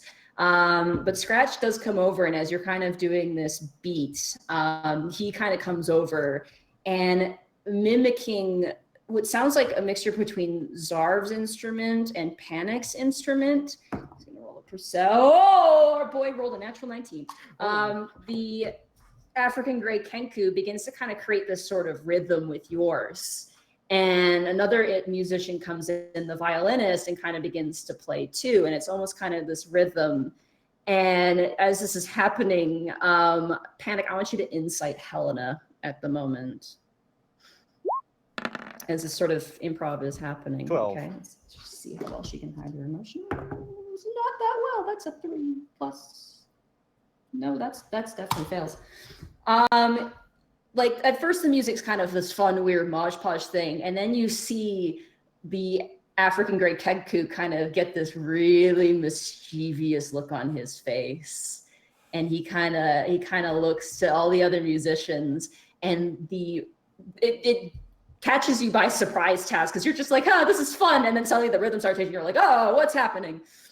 They kind of begin to change the rhythm with the music, like the instruments that they're using. I need you to make another performance check for me. Task. Panic, do you want to try and join in on this? Yeah, absolutely. Okay. Oh god, now Task is self-aware of all of it. It's like, oh god, I started the drum circle. Fuck! Welcome to the music industry. Oh no! 22. 22. Oh, that's a perception. Shit. You hear the music real good. Yeah. Well, that's 19. You're actually like, okay, I get this. This makes sense. It's like a marching order. You're like, wait a second. This is just like being a soldier. This is like the marching order in a way, except it's just hitting this drum. I'm the drummer boy this time. What the fuck? Okay. And 25 for Panic. You begin to play this melody, and it kind of begins. It's not heavy metal. It's nothing you really know. It sits along itself, and it's almost like this sort of long, almost mournful, almost rhythm. And then you hear Helena with the tiniest voice kind of join a little bit. And you begin to realize this is probably the song that Zarv was talking about. And she sings a little song, and she's like, I've been caught staring at my shadow. I could explain, though the reasons are shallow. I want to see if the light can pass through me. I want to see how dark things are around me. And then as she kind of finishes, Scratch, the Kenku kind of leans, he goes, boom, ba-dum, boom, ba-dum, boom. And she just like shoves his head away, and she goes, really? Like, really? And he just starts like laughing, like, ah, like a dwarf, and he goes back to the rhythm of everything. And you guys play there for like a solid like 10 minutes, just kind of keeping the song going. I can only imagine the ending of Robots. It kind of, yeah, in a way. It was like there's a certain amount of you guys, and like some of the dancers kind of stop and lean and kind of watch as you guys are doing that, and then eventually Zarb kind of walks over with his guitar and kind of plays, and then eventually the song just kind of ends, and everyone. And Tash just returns to his like frumpy self, just like sitting there, like holding the tambourine, just like, that was nice. That was nice. It wasn't too bad, eh, Glossolalia? He kind of slings a guitar around his back, and Zarv kind of like gives her a bit of a wink and walks away. You can tell he's winking because the hair kind of moves a little bit, and you assume that's what's happening. Oh god, I just got the weirdest cousin it vibes. Yeah, you and me too, right? Yeah. God. And everyone kind of begins to disperse. Scratch stays. He kind of leans up against the post that's nearby. He seems to like your guys' company a bit. And Helena kind of shrinks a little bit in the seat and goes, that was fun. Yeah, that was fun. Hey, you did fine. Mhm. You know, I look Task, over if to you Borky. Oh, sorry, Task, if go ahead. you want an instrument, I'll be more than happy to buy one for you. I suppose so. I guess I'm in a place that's full of different things and experiences. I guess I should be a part of it in some way. Like I said, though, my clan was only fluent in using drums. That was the only instrument we ever used. And my religion was only fluent in glossolalia, and yet here we are. Yeah, in some tribes, it's not encouraged. Hmm. Well, what about you, though? Then that means you have an excellent chance to do something. I look over to Borky. What do you mean? You haven't played anything yet. Why don't you give it a try? Yeah, go on, give it a shot. Borky looks down and just kind of sheepishly, you can tell he's shaking a little bit. Nah, It's been a very long time, Task holds up the tambourine. I've never touched this before.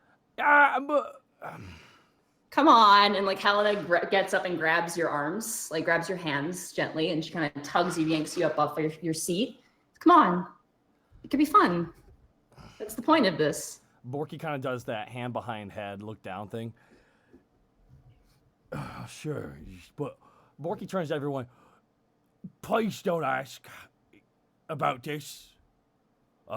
It's Okay. Borky starts walking away, Okay. and Borky starts walking towards the piano.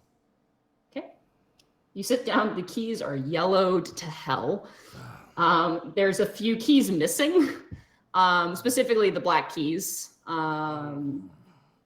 But Borky just presses Yeah. the piano once. Dong. what song would you like? What type of song would you like to play? It's gonna be something very slow. Okay. Borky's just dong, just pressing it once. Dong dong. And Borky rolls Performance check. Yeah. 21. Nice. Nice. This piano's melody echoes throughout the entire cellar. And almost a serene calm flows over everybody.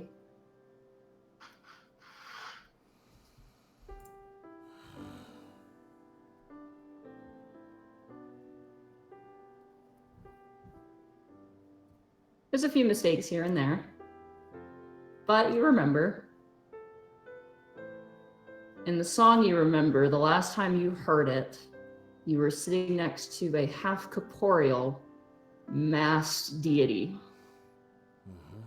before an axe came down and slammed it on it. But it doesn't happen this time.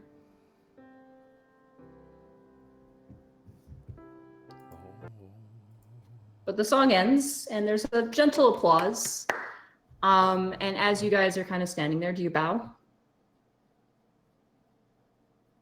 Do you bow? Do you get up? Do you bow, or do you just get up and you go back? Or Borky gets up and kind of like just turns away from the audience real fast, just wipes his eyes a little bit, and turns around and looks at everyone and just does like a jovial like doo-doo-doo, like, big wavy hand, like being silly, trying to play it off. Mhm. thank you. Thank you. That was very good. Insight. Borky, 13. that was Okay. beautiful. Thank you. Uh, It's just a muffin. It's all right. It's been way too long, since I played, so I made a couple of mistakes. You don't even have the black keys. I need that. You need that when you're trying to do good, like when you try to jump between different kinds of. Anyway, it's fine. You played before? I played when I was younger. Okay, if a mum wants a child to learn an instrument, I mean, not everyone's mum, obviously, but, she was really good. And, she was really good. Desiree's here. I'm so sorry. Panic, this room over here when you're ready. Okay, yeah, let's go. That was Borky. really good, Borky. Yeah. Borky just kind of looks down like beautiful. Borky got one of those blushes. Thank you. Tassus looks over Borky. I have no concept as to how that was supposed to sound, but that was very pleasant. Oh. Greckles actually poke Borky in the side. I guess we need to get a piano for the sweet dragon, huh? Oh, that's no, that's not happening. No, it's gonna happen. I mean, unless you want Doros to like slam me through it. You do see one of the there was a dwarf who's kind of looks like he's like one of the people kind of writing on a clipboard. He goes, I can have that arranged. What? And he gives you a wink. I'm an instrument maker. What do you do? I make instruments. What do you think I do? I think you dance, but you don't slap your body. I ain't a dancer. I'm a maker, and I help other makers. Ah, How much? Taz, come on, mate. What are you doing? No, I'll how send much? Give me an address. I'll send you a quote. I give him an address. Excellent. You give him the Sweet Dragon address. He notes it down. He goes, I will send you a catalog. Thank you. A what? Good day. And he just walks away. Does he sell animals or something? All right, and we go back to Helena. All right. Helena leads you guys over. You see currently unloading like a whole bunch of instruments. A drow woman, very young, probably in her like 20s, which is pretty young for a drow considering they live for forever. She kind of unloads and like clang clang. You're hearing the sound of instruments dropping. She kind of dusts off her pants and she goes, "Hey, Glossolalia, who are these guys?" And Helena's like, "Oh, these are my friends. This is Panic. He's the one I talked to you about. That you knew about the thing." She goes, "Yeah, all right. Desiree." She kind of offers her hand to you. Panic. Nice to meet you. So you're looking for a. Sorry. I was just saying he shakes her hand. Okay. Yeah, you take her hand. It's a gentle handshake. It's just kind of friendly. She kind of slumps down. She's got basically this weird sort of knitted crocheted chair. It's like a giant cushion, and she just kind of falls into it and sinks into it a bit. It looks like it's filled with like some sort of bean or something like that. You're not sure. It's some sort of new age furniture. She kind of slumps down on that, and she goes, "Take a seat. I got like a pillow there. I think you could fit on that, and then that's a broken stool. Don't sit on that. That's dangerous. And then that over there, you can sit on that. That should be fine." Kind of parks down in a beanbag, I suppose. Yeah, you park down in like various weird mosh podge sort of arrangement. You She just goes, grab the Yogibo and sit on it. "Oh my god, I miss mine so badly." Had a lot of these in college. Smoke Helena kind of like Helena keeps standing, and Desiree kind of looks up and goes, "So you're looking for this Euphoria Grimtongue?" Yeah. She's my mother. She like looks like she kind of like grabs her, like holds her fist to her hands and kind of turns to Helena, and Helena shrugs like, "I don't know, like this is talk to him, don't talk to me." And Desiree kind of goes, she's that woman's your mom." Yes, my name is Panic Grimtongue. Oh wow, she's really your mom. Okay. Do you know her that well?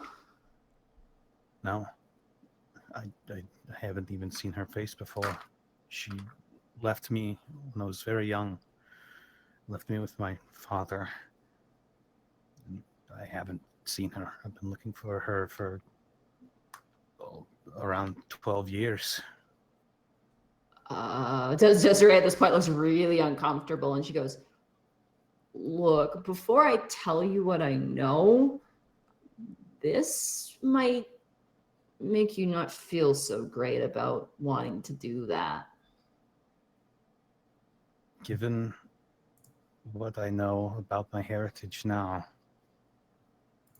I've sort of steeled myself towards bad news. So let's hear it.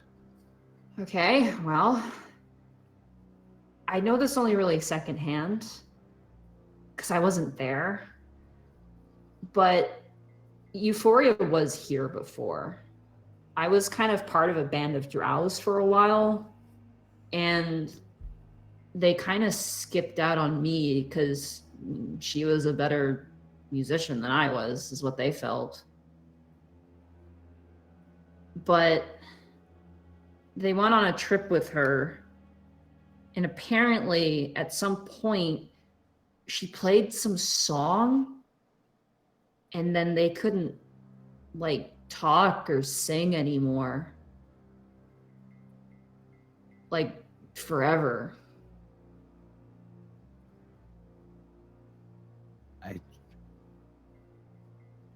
Yeah, I think I know where she might have got that from. They said that she told them that she was taking their voices to try to open something. But, I mean, I don't know. Last I heard, she's trying to find a way into the Underdark. So, Underdark. Task.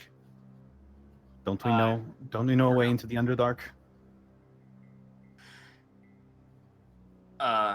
Well, do we okay, so do we actually know that, or did we that? you don't know a way into the Underdark in Alivast. Oh, we were talking about like a long time ago with Solly and everything. Didn't we find a place outside of Alivast that was sort of like an entrance? You found an underground temple, which was bizarre, but Just Guys- outside, yeah, so I guess. Oh, I'm sorry. as to where that led, you don't know. For the most part, so. Not in Alivast, no. We know of a place that might reach the Underdark, but it's outside of the city boundaries. Well, after last trip, I don't think we're strangers to that. I wouldn't travel right now anyway. It's way too cold right now and dangerous. Like, I don't want to tell you how to live your life, man. But, I mean, to be fair, those guys were kind of dicks anyway. Like, the band. Like, I don't know. She kind of, like, lifts up her own sort of, like, instrument and kind of just starts fidgeting with it. She goes, I don't know. They were just kind of in it for the money. And, I mean, they didn't deserve that. But, I mean, she kind of shrugs. Either way, that's what I know about it. And, you know, Glossolalia was asking about it, and figured I'd mention it. It's no sweat off my back. Shouldn't come back to fighting. Where Do you are know the where the? Oh yeah, I'm sorry. Where are the girls that she did this to? Oh, they were guys. Where? Oh, they left. They went to the southern part of Ruba to go become sailors. They're long gone. Let me see. Sorry. No, it's. Thank you. Thank you for telling me. That's all I know. If I hear anything, I'll let Glossolalia know so she can tell you. Thank you. I would appreciate that. All right, take care. She kind of goes back to kind of tuning her instruments. It's some sort of weird lyre of some sort. And Helena kind of turns, looks, and goes, I'm really sorry, I didn't... This explains so much. Of course. Of course, the woman I'm looking for 12 years is some sort of evil demon or whatever. I don't mean to People of be. I'm People sorry. of North Jacadia knew that. They used that against me. I don't know what she did. I don't know what she did to my father.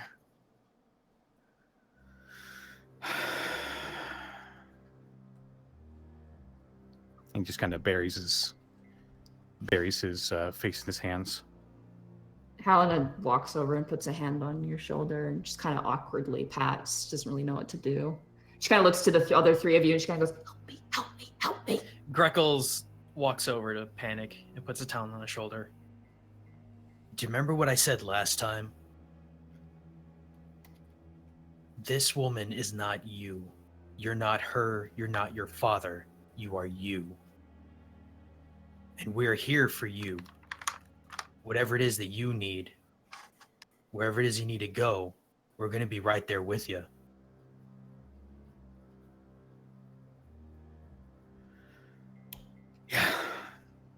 Yeah. Let's get you some fresh air, Panic. I'm sorry. Let's go. Thank you, Desiree. Best of luck with your performance tonight. She's like, yeah, dong, dong, dong, dong. Kind of tuning the instrument. Do you guys leave? Yep. Guess so. Okay. You guys. I'll turn my head back over. Is Zarv still in earshot? He seems to have disappeared. He seems to have left. Fuck. Well, I'll just tell. I'll go over to Scratch. He seems to be following us a lot. Mm-hmm, he's there. And be like, hey, if you see Zarv, tell him I'll see him around. See him around. He says exactly in your voice. So great. Eventually, you guys make your way outside. The moment you guys get hit with sunlight, it's like, Ah, God. Oh. So bright outside. Task's eyes glaze over with the low light sensitivity of Kobold. His eyes just turn gray. Oh my God, Task, you're blind. That Fall one over. scene from the SpongeBob movie. Yeah. My eyes. But before that, too much transpires afterwards. Greckles would like to give another freaking crossbows finger guns over to Scratch. he does it back in return. I'm gonna like this guy. You guys, he closes the door behind you, all the stones set back in place, and you guys are currently outside the wall of the entertainment district at the moment. And you guys kind of walk, collecting your thoughts, more for some than others.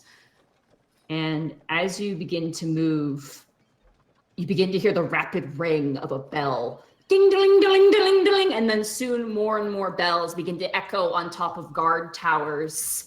As it seems like an alert has been called, you begin to see people who are kind of like gathering up items for the end of the day, kind of loading things inside, now packing things, rushing things indoor. There are screams and yells. People are kind of jumping into buildings. There's a dwarf who just tosses himself behind some barrels and begins to run. Oh God, not this shit again. Come on. Perception check. Can Borky? Roll Yeah. a perception check. Plenty, Yeah. plenty. Perception of plenty. 9. That's an 18. Borky was just amazed at that dwarf's jump. 18 for Greckles. 24. 5. 5. Got a lot You on are your really mind. in thought panic. You have a lot on your mind. Borky, you're just like 10 out of 10.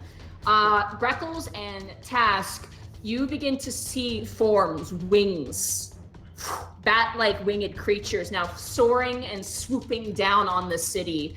I will say, no, you wouldn't know what those are actually. I would say everybody can make an Arcana check, I think, for these. Oh, that's scary. Okay. Jesus. That is 4. 16. and a 4. You have no idea what these are. They appear to be dragonoid in nature, but you're not sure what they are. They begin to swoop down, and you see in distances, you see people now being picked up and carried, but stop as a ballista shoots an arrow and strikes one of these creatures in the chest, and it falls and crumples to the ground. You then see a person on its back pulling a sword and fighting with the guards. This is a fair distance away from you. As you guys begin to move forward, ka-chung, ka-chung, a bunch of these creatures with long, crooked, lizard-like necks stare at you, looking down with hungry eyes, and riding behind them are armored individuals wielding weapons. I need you guys to roll initiative. What? Oh shit! Oh, the cult's here now. Shit. That's 12. That's 15. a 19. Oh I got no, it. the people in the tent town. Yeah. Sorry, I just gotta get the map ready to go. You guys can take a break now if you'd like. 12. All right, yeah. I do a couple of quick need shout some outs. drink. Blitz King 01, 1500 bits, Monty singing, and Borky playing piano. Yeah! 3, thank you so much for the 1500 bits. 3 kobolds, 1 coat, 1000 bits. I have to go to bed. Here's my first bit drop. Thank you so much. And a million subs, my god. K-Fash, Blazier1, Smooth Enigma, 321 Ajimo gifting to Black Dragon Toby. Snuggy Bum 5, 1,000 bits. Take this as I jump in to give you guys sweetheart some bits for your work. Gotta catch the VOD later. Necromax 3986, thank you for the sub. Oz 195, 1,000 bits. Behold the devil of Discord. Grandark Z317, thank you for the 200 bits. Greckles is turning the beat back while Scratch is turning back the beat. Devil Hunter 2100. Thank you for the 3-month resub. I kind of hope Borky gets so lost in his Larry character he forgets he's who he actually is. Well, if I get that silly, Monty will really punish me. Holy Murdy, thank you for 13-month resub. Sutaoto, thank you very much for the 5 months. I hate to have missed you at AX. What a fun seeing you two, the two previous years. Love you, man. Thank you so much, dude. Appreciate the love. But I'm thank you for the sub. K Macman, thank you for the sub. And oh my god, I gotta get back to the bits because the bits are dropping and they're flying so fast. Okay. Bridged Pie Man 21, thank you for the 1,000 bits. Wow, Borky's Mozart. Thank you for the 1,000. Mozart. Who's got? Oh, Greckles does. Okay. Arapen, thank you for the 2,000 bits. It's my birthday and there's a stream. Oh, birthday is a doodly day. I ding dong doodly tubs. Thank you so much, Arapen, and happy birthday. K Play Big Dude, 3,000 bits. I'm back and I have bits. Take home. I love you, wonderful people. Thank you so much, K Play Big Dude, for the 3,000 bits. The support is greatly appreciated. E.T. Macabrera, 100 bits. Bits toward the piano. Cheeky Goblin, think of the 500 bits. We're good to go. I can catch the stream live for the first time, so I'd like to say thanks to Monty and Zito. I just started my first D&D session as a DM, 500 bits. Thank you so much, E-Dragondale. Thank you for the 404. Is everybody back? Who's back? Yep, I'm back. Is Zito back? Zito's not back. Nope. Snake, are you back? No. Okay. Okay, So keep going until we get back. E-Dragondale, 405 bits. Sorry, here's the rest of the bits. Kill 'em! Flame Master 9, thank you for the 200 bits for Borky's great playing. Thank you very much. I rolled it myself. Mr. Perfect Jeff, thank you for the 500 bits. Finally able to drop bits again after I got us, and I gotta say duck. My name is Duck. And guys, thank you so much for this. I'm gonna go grab a little bit of water in the other room, Nadine, real fast, okay? Okay. Sounds good.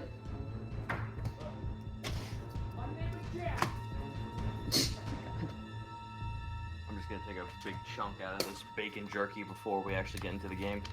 Bacon jerky. Yeah, buddy.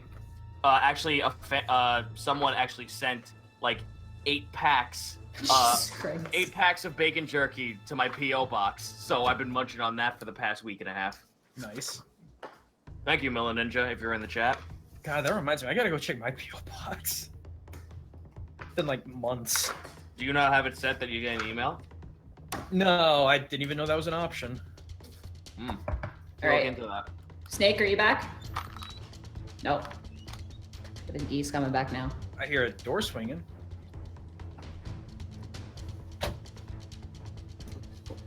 Oof.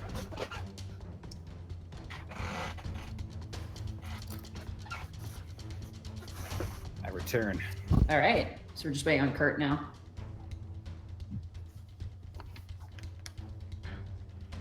Who on the duck call? Truly the ultimate instrument.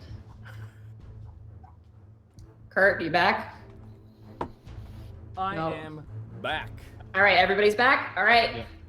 So as you guys look up, you see as 5 forms crash on top of rooftops. One lands in the center of the square, one of the creatures lunging out and snapping with dragon-like jaws. That is a lot of NPCs. Holy cow. Whoa. Alrighty. Borky, it is you're up first. Borky immediately pulls out his axe and goes into a rage. Okay? Immediately, Borky rages. No time to think!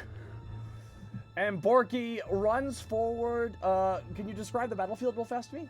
You are currently in the city streets of Alivast, cobblestone roads. There are also different houses. There's a blacksmith shop next to you, as well as what looks like a few other just general living areas. There are many NPCs or many residents of Alivast who haven't run to safety yet and are currently kind of surrounded at the moment by these very not large but like decently sized dragon-like creatures. Borky just shouts over, "We gotta save the people!" And Borky's gonna run. Borky's gonna. Oh, I need to do some measuring here because in front of me I see 2 people in front of me. Correct? You see currently wearing armor, a humanoid creature riding on the back of one of these dragon creatures. Yes. The rest of them appear to be up on roofs, which are about 25 feet high or so. Okay, so real fast, but in front of me I see 2 NPCs though, like just people. You see 2 people, yes. They are currently running away from the threats. Okay. at the moment. Well, Borky is going to... Now, the one that landed in the middle, can I roll a perception check to see what the one landed in the middle is doing right now? Because it sounds like it's odd that he landed, but everyone else is staying up high. Yeah, roll a perception check. That you can do that. I'd say as a free action. Just Thank go you very fast. All right, that is a 12. Okay, it's not really. It's very easy to hear him. He is yelling, but he's yelling in a language you don't understand. Task, you speak Draconic, don't you? Yes.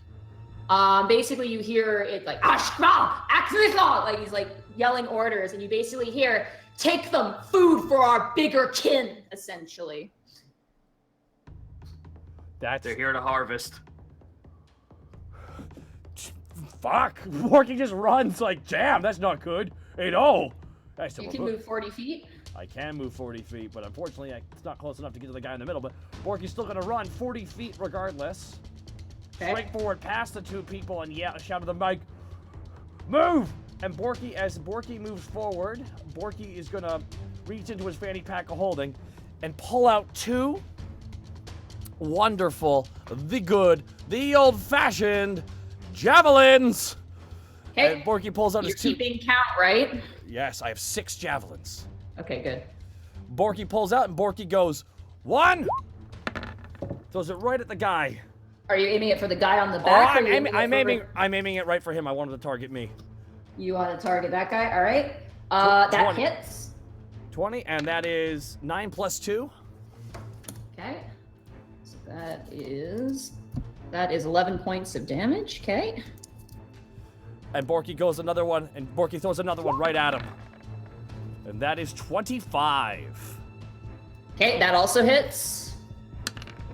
And that does 10. Plus Plus 2. 2, so that's 12 points of damage. Alrighty. Not bad, not bad, not bad. Run and hide!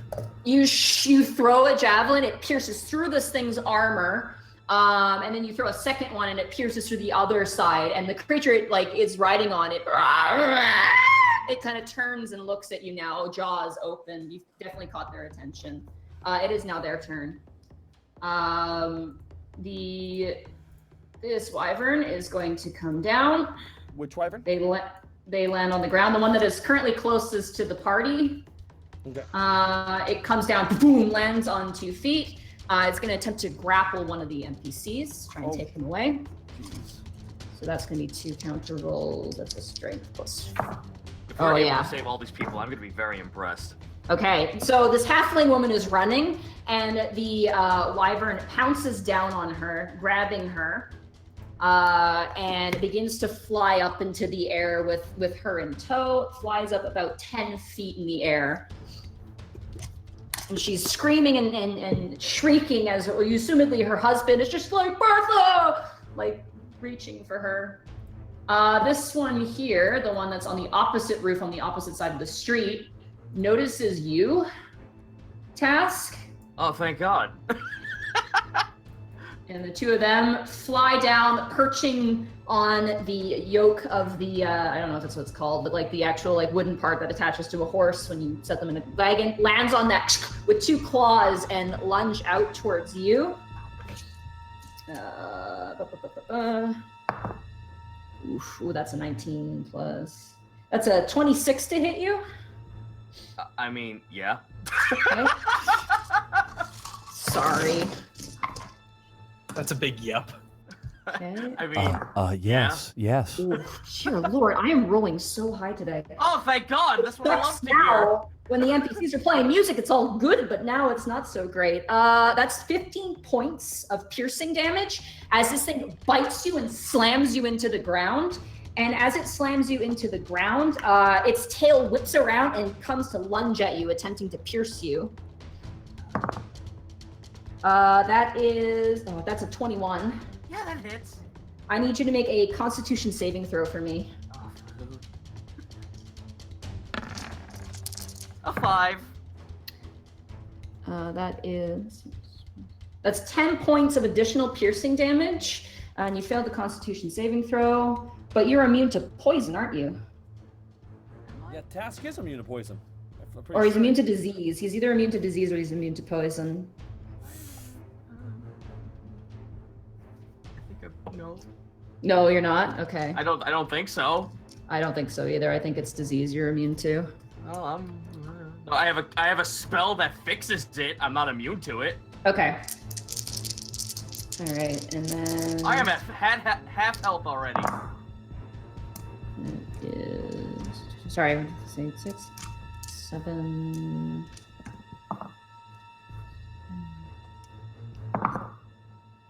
9, 10. You take 15 points of poison damage.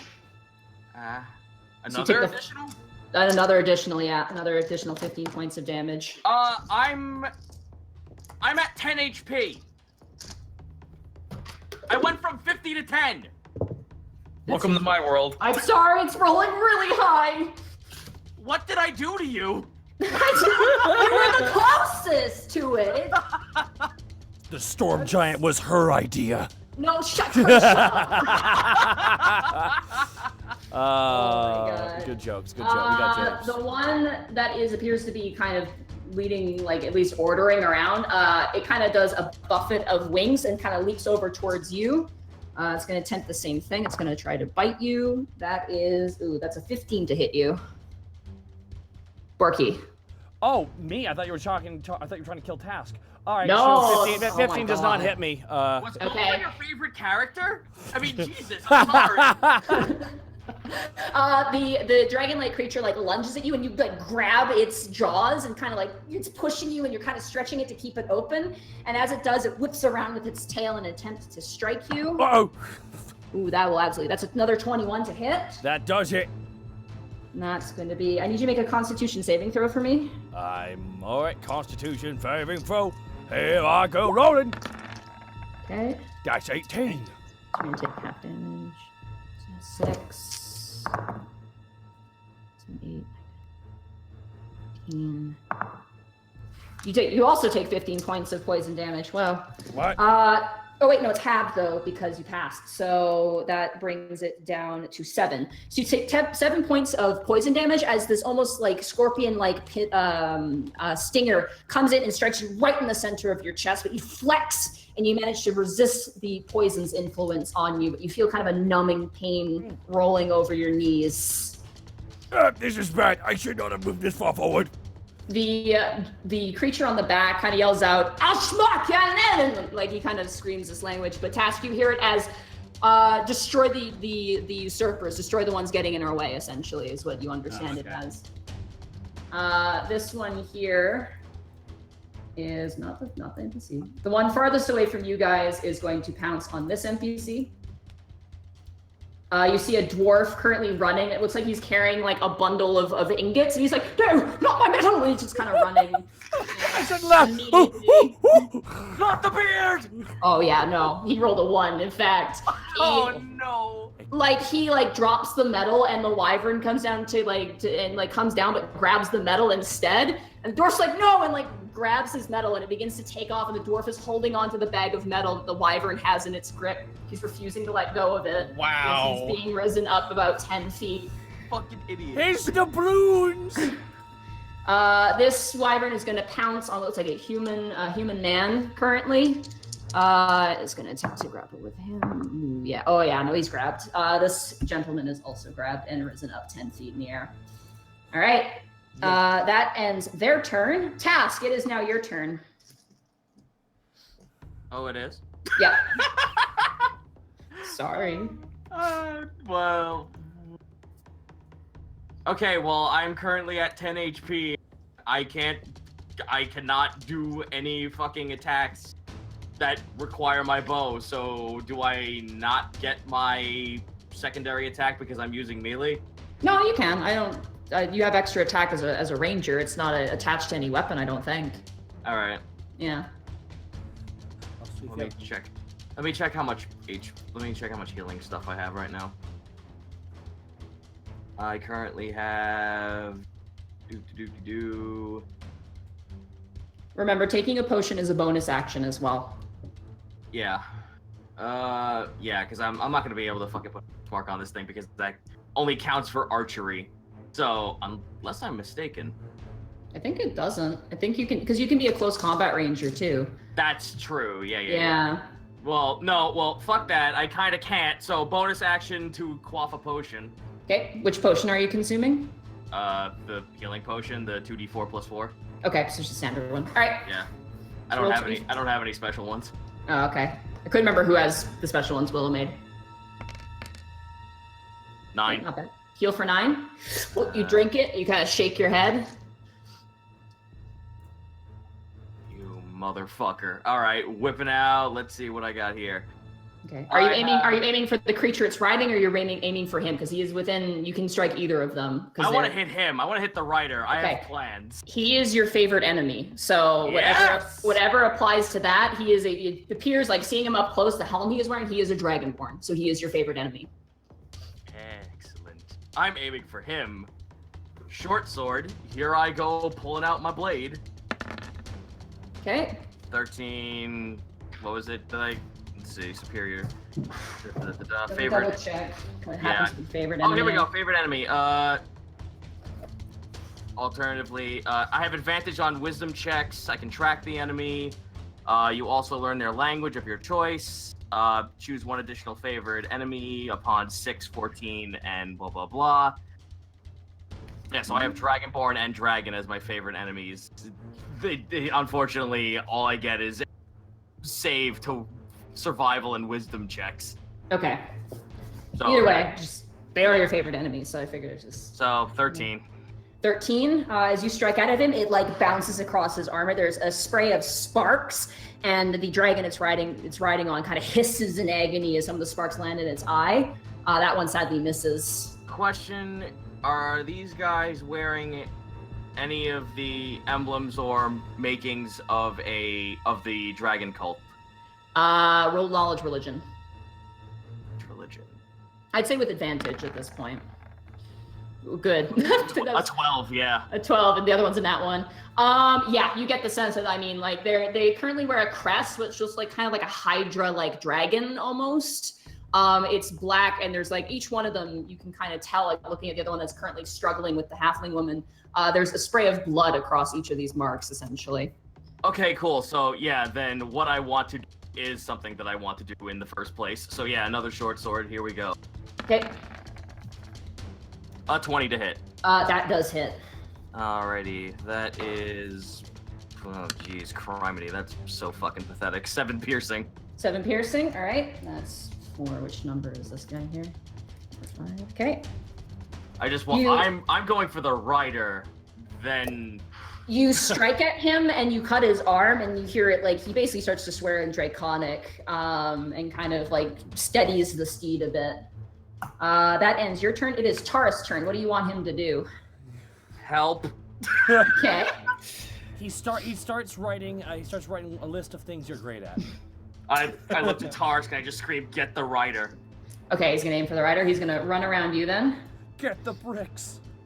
He is going to attempt a bite. That's a natural 20 for Taurus. He is definitely helping you. Yay! That's gonna do that much. Okay, so I need these 2 dice. It is so good I have his sheet right above me. Oh my god. Sees his master. Oh wow, 8 plus 6, that's 14 plus 3. So that is plus 7, that's 17 points of damage. Nice. Wow, okay, I'm sorry, I just gotta calculate this super fast. Yeah, you watch as he leaps up and like grabs this rider by his neck almost, like he's trying to rip out his throat, and he's like struggling and shaking, and you hear gurgling as eventually the rider takes kind of a sword and like smacks Tarisk off, and he kind of clenches his throat. Have you ever seen that movie with Robin Williams where he fucking tackles a dude with the Save the Rhinos pamphlets?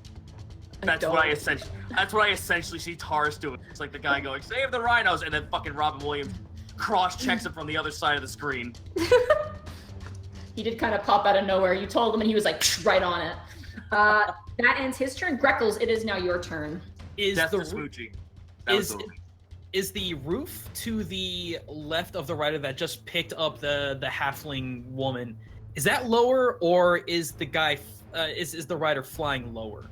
The rider is currently like about just peeking over the roof by like the edge of the bottommost part of the roof, not the actual top crest. point of the roof. A quick question, Nadine. Sorry, not to take away from that. Mhm. Does Tarisk have a second attack? No, because he's an item. He's not a creature. Oh, okay. Thank you, Phil. Yeah. All right, cool.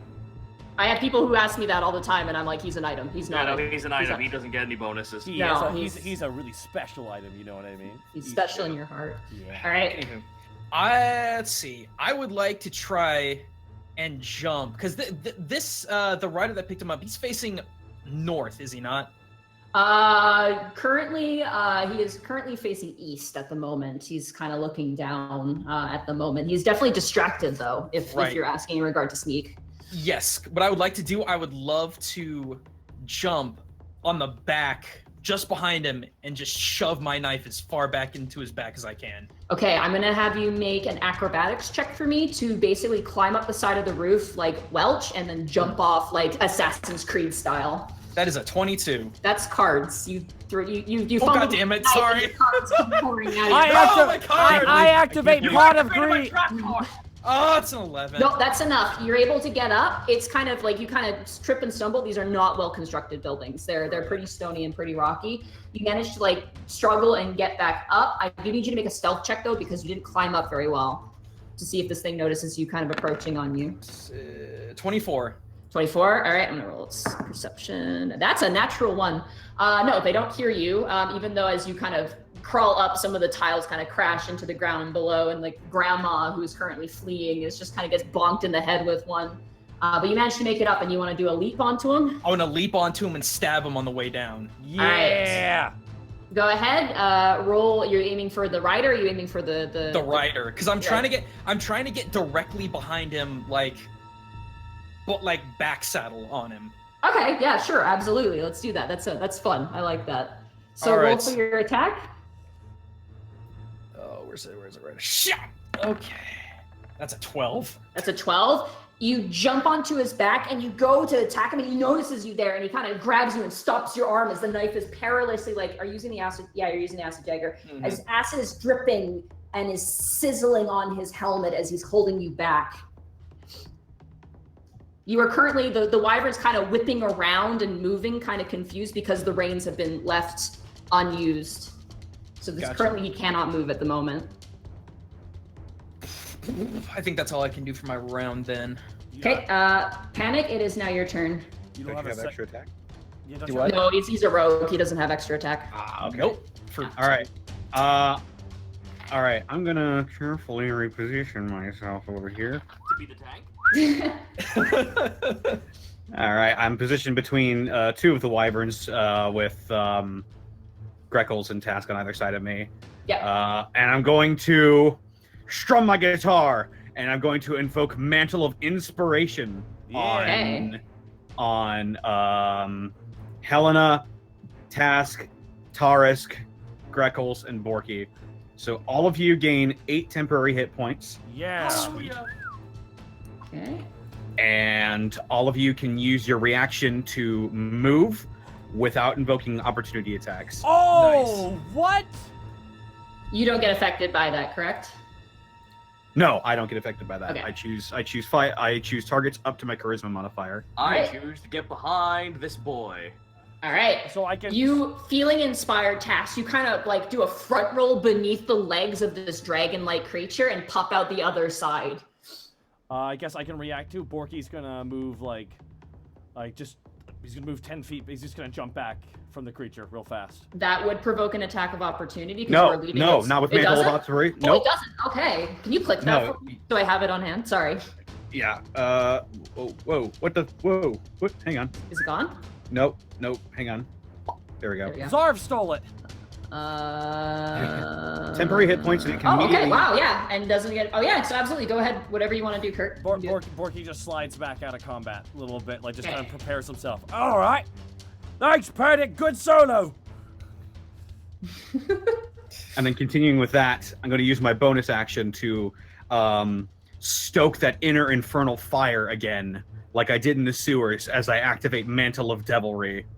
Alrighty. You want to click that one for me as well? But that means. Yep. But that means Panic is some kind of devil man. Mom. Okay. You mom. Devil Man. Ah! fighter of Okay. the night, man. Oh. And while I'm invoking it, I wait, as a bonus action, I look to the one that's holding Greckles, and I hold up my hand and I say drop, and I cast command drop. Okay, let me grab his wisdom. He has to make a wisdom save, correct? He needs to make a. Would the Werven or the guy need to do it? It's the guy. It's the guy. The guy. Yeah, it's a wisdom saving throw. I swear to God, if you leave me with this thing's reins, I'm gonna scream. That is a 9. I assume that fails. That fails, yeah. So he just lets go. He drops whatever he's holding. He drops Greckles' knife. Greckles, make an attack roll with the acid dagger of staff. Hell yeah! Love you, boy! No sneak attack, because he's aware that you're there, but 15. yeah, that hits. I mean, he's gonna hit regardless. He let go, so. That's 10 damage. 7. Oh yeah, wait. Yeah, plus 7. Okay, yeah, no, absolutely. Which rider is that? That is, okay. 10 points of damage to him. Oof, that's not fun. Also, Monty, he drops whatever he's holding. Was he holding one of those poison spears as well? Poison spears? No, that's not a weapon they're holding. It's the tails of these dragon creatures. Wow. They have swords at their side, but they're using the dragon-like creatures to attack at this point. They're not using their own weapons. It seems like they seem like last-minute sort of survival items, more or less. All right. But he does let go of Greckles, just kind of like, oh, let go, and then a knife goes into him. He starts screaming like really loud. His helmet falls back, and you see a red-scaled dragonborn, very brutish-looking dragonborn.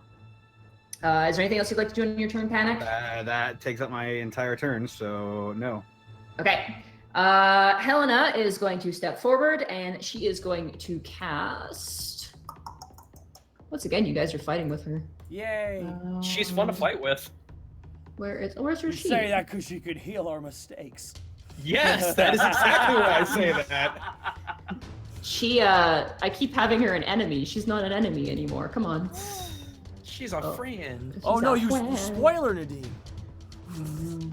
Oh darn. The person who joined the guard is no longer our enemy. Maybe she'll betray us.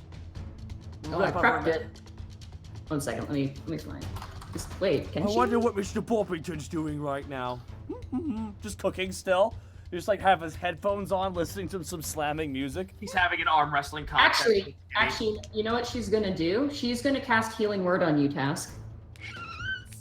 She's Heal likes you. beam. And then 1d12 spellcasting modifier. Okay, so that's 1d4. Yeah, 1d4. Okay, We have a double and an angle. you do.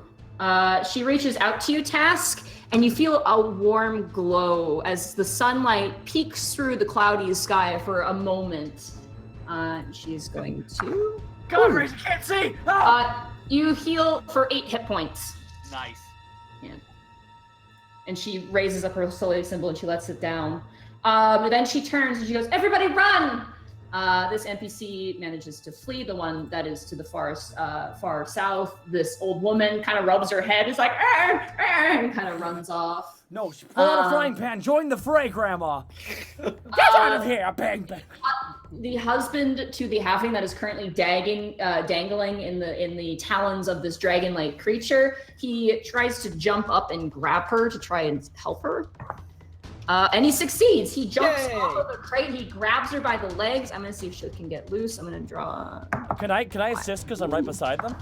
No, this is his turn. Okay. It doesn't matter because he grabs her and the wyvern, like with the weight, like the wyvern begins to stagger and Greckles, it kind of rears back. You almost fall off and it lets go and the halfling woman lands to the ground. She does take damage though. Oh no. That's better than death. She takes 1 point of damage. She twists her ankle and then the husband kind of grabs her and it's just like, run! And he is going to stay there because if they move now, they're going to provoke attacks of opportunity, but she is no longer grappled. An NPC in the alleyway is just gonna leave. He's just gone. This one's gonna go. Bye. This other one is going to hide inside. He like does like a front like dive into the back of this wagon, this canopied wagon. Solid snake dive. Got it. This other one is going to run as well. I'm gonna see how far can you go. Just I'm sorry. I'm going back to Grandma. She just looks through her purse, just like, finally, it's finally time now. They called me crazy, but now holds up a gun. I'm ready. And this NPC kind of runs around, just screaming and shouting. A lot of them flee. That ends their turn. Borky, it is now your turn again. Wait a minute. What? What? Healing word is a bonus action. Oh! Yeah. Oh! Well, then Helena's gonna do more. Yay! What can she do? Ooh, actually, this could be really good. Helena's gonna do a guiding bolt on the one Greckles is currently fighting with. See if that'll hit. Come on, girl. You were really low level, but I believe in you. Hey, that's not bad. That's 15 plus 4. That's a 19. Oh, she just hits. Okay. You watch Greckles as you're struggling with this guy. A piercing ray of light shoots into him and sticks into him. And it's like, boo, boo, boo, like a beacon almost. Oh, okay. You now have a He's gonna blow. And then, ooh, wow. This is really a lot of radiant damage. I keep forgetting how good. Nani? We fucking scanners. Helena deals 17 points of radiant damage on it as it does flash in a radiant glow. You're fine though. Wait, 17? Yeah. Wow. Guiding That bolt. That was is- little. That brings it down to that much. Okay. And you have advantage on attacks on him until the next turn. Sweet. So he's a glowing target at the moment. That now ends Helena's turn, and then now we're back to Borky. Borky, you're ready to go. Oh, is he now? He's a big glowing target. Borky turns, hearing the glowing dong dong dong. Borky's kind of dividing his attention between the two. Borky sees that Greckles is struggling with the guy, so Borky whips out one of his, because he's only got a couple javelins left. He's only got 4 fingers left. So Borky throws a javelin at the one Greckles is fighting with. That's a Okay. natural 1. Oh, good. We're doing this again. But you have advantage, though, Okay. because of Guiding Bolt. Oh That's- God, you're right. Oh my God, I'm Thank so Christ. Yeah, Heart no. attack. You are literally like, you go to throw the javelin and you throw it, and like literally Greckles, you just hear Ave Maria, and you like close your eyes, and as if the hands of the sun come and redirect the javelin and let go, it soars and crashes, actually flies past the current rider. It doesn't actually hit him. Oh, that 16 doesn't hit him? It does not hit him, no. Oh, that was close. All right, never mind. Wasn't a good idea, anyways. That ends the effect on the Guiding Bolt. Aw. But I mean, you didn't get murdered, so that's good. Yeah, that's wonderful, because that's the Thank last God thing for I need right advantage. now. I thought it was gonna be like, got him, and then it turns and Greckles is also stabbed. Oh no, I kebabbed him.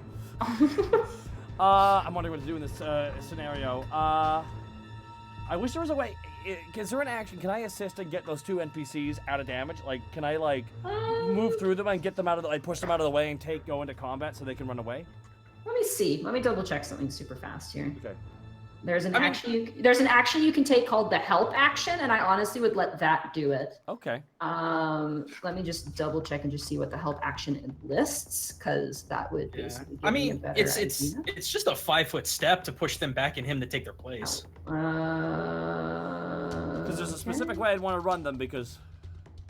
Oh, okay. You can. Oh, yeah. You can distract the target. Yeah, absolutely.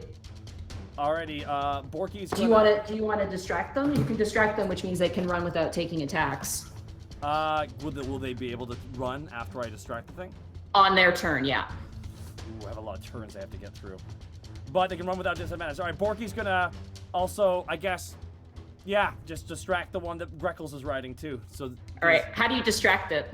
Borky pretty much goes, hey, ah! I starts making some weird noise and starts flapping his arms.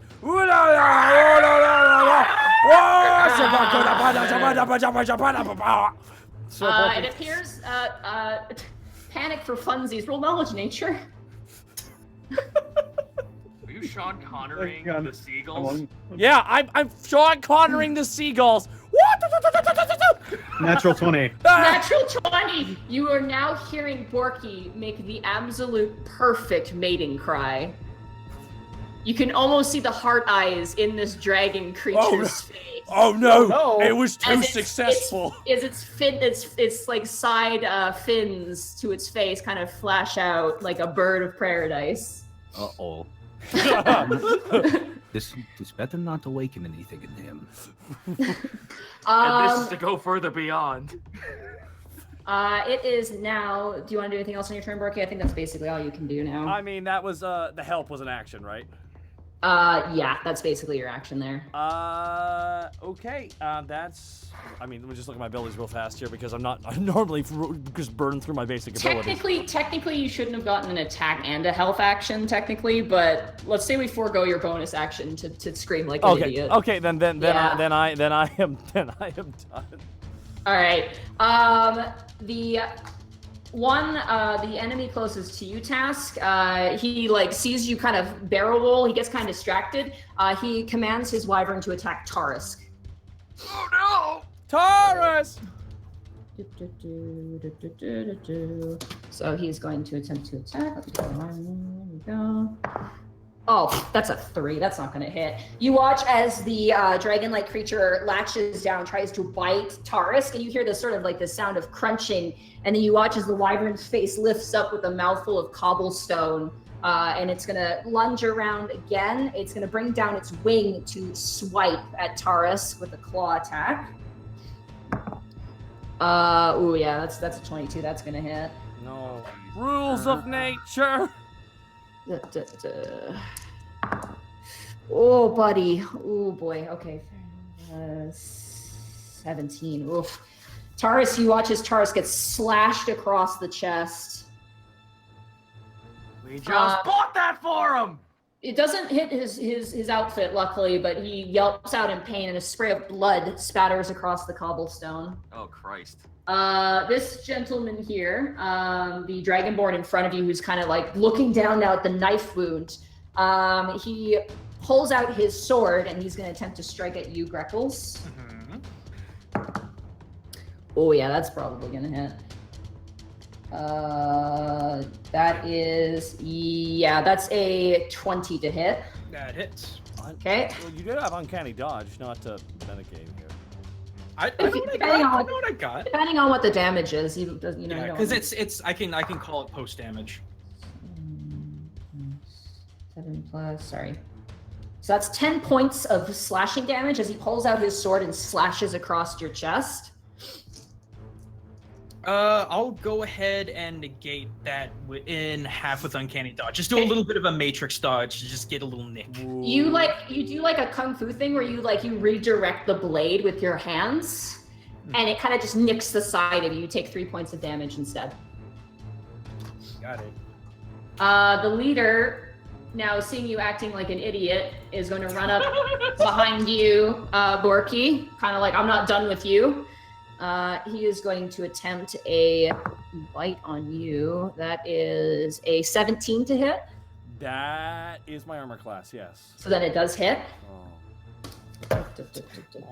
Oh. That is plus. Thank God I'm That right. is 12 points of piercing damage. Yeah, cut in half to 6 God. as it bites into your shoulder blade.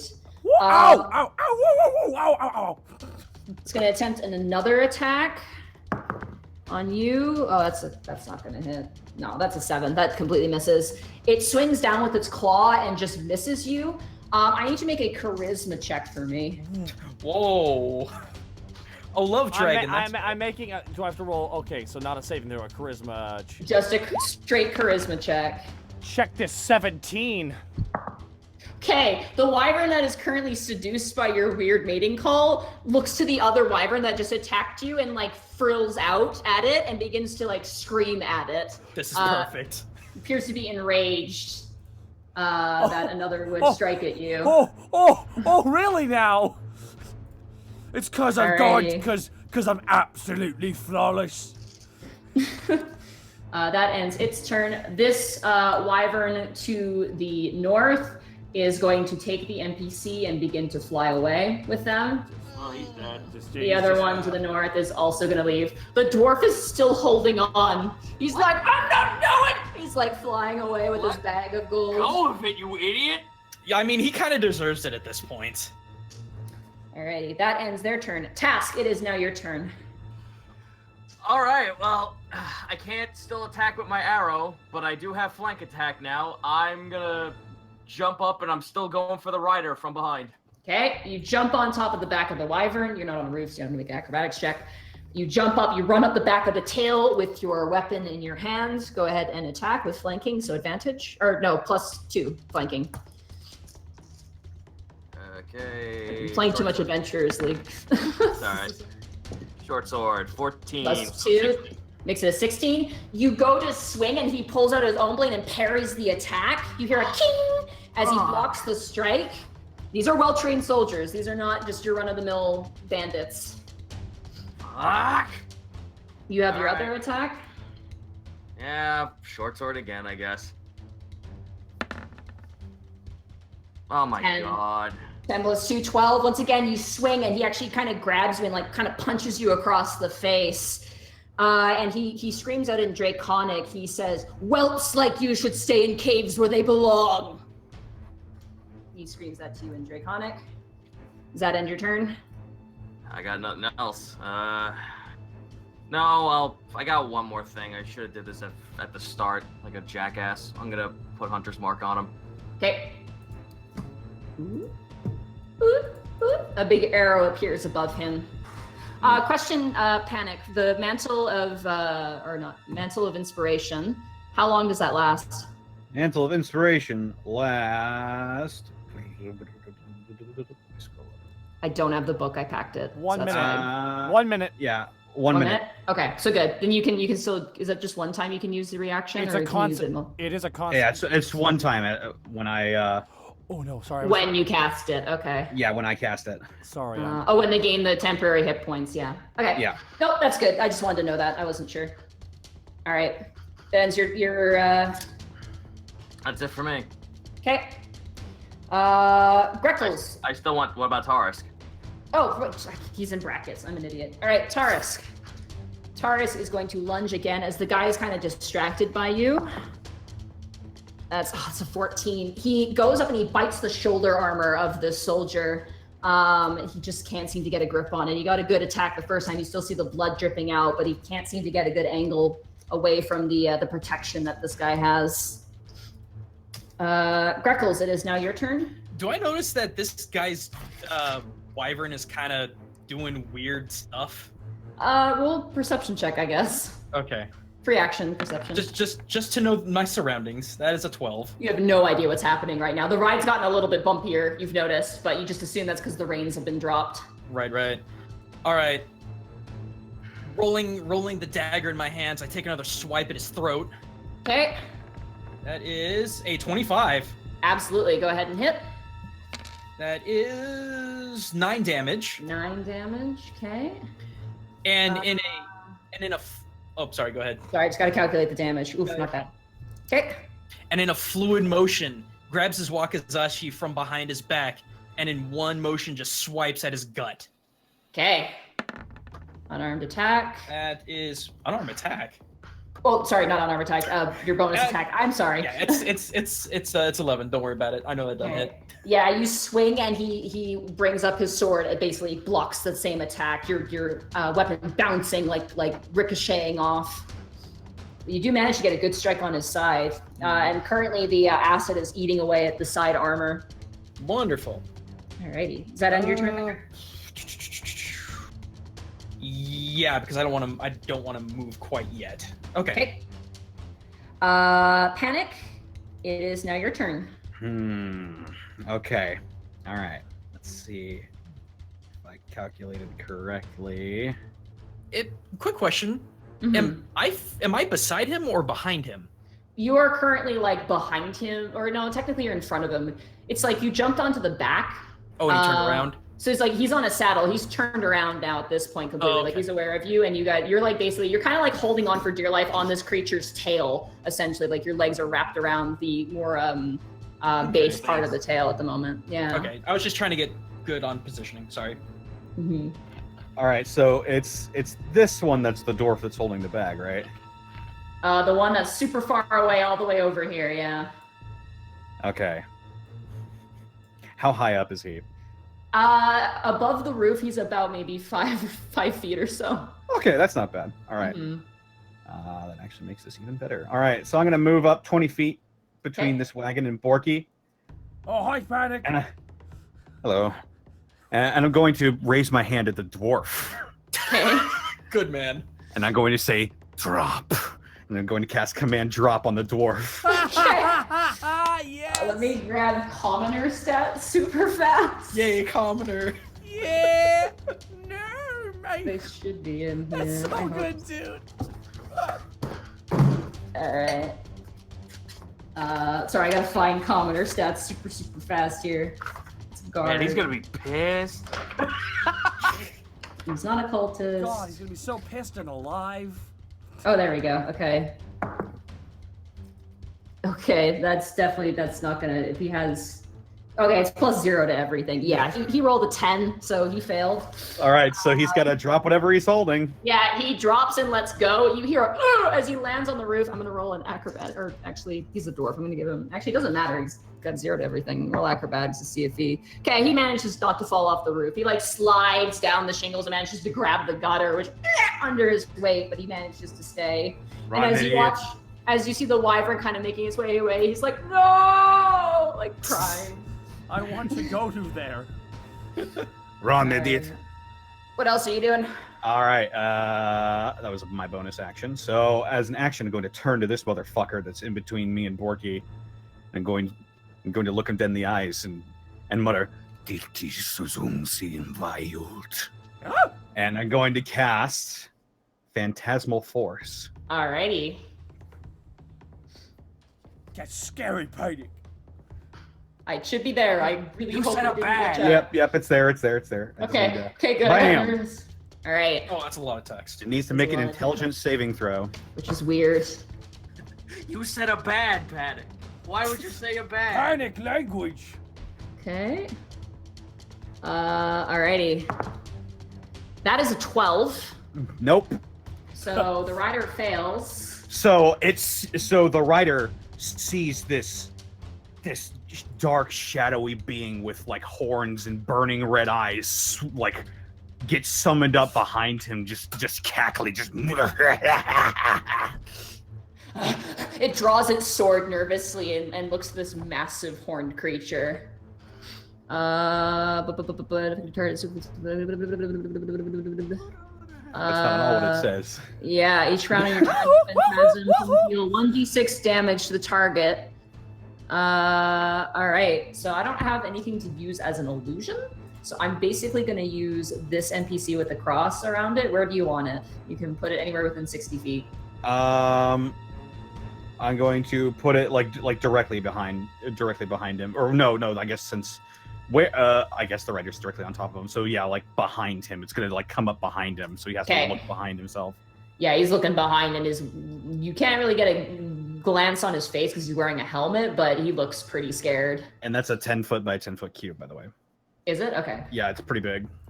So that's, sorry, 1 second, sorry. That's a big boy. Oh, my thing's acting up. 10. Wow, yeah, that is very large. Holy shit. And only he can see it, too. Only he can see Oh it. my god. Which is great. He just turns around.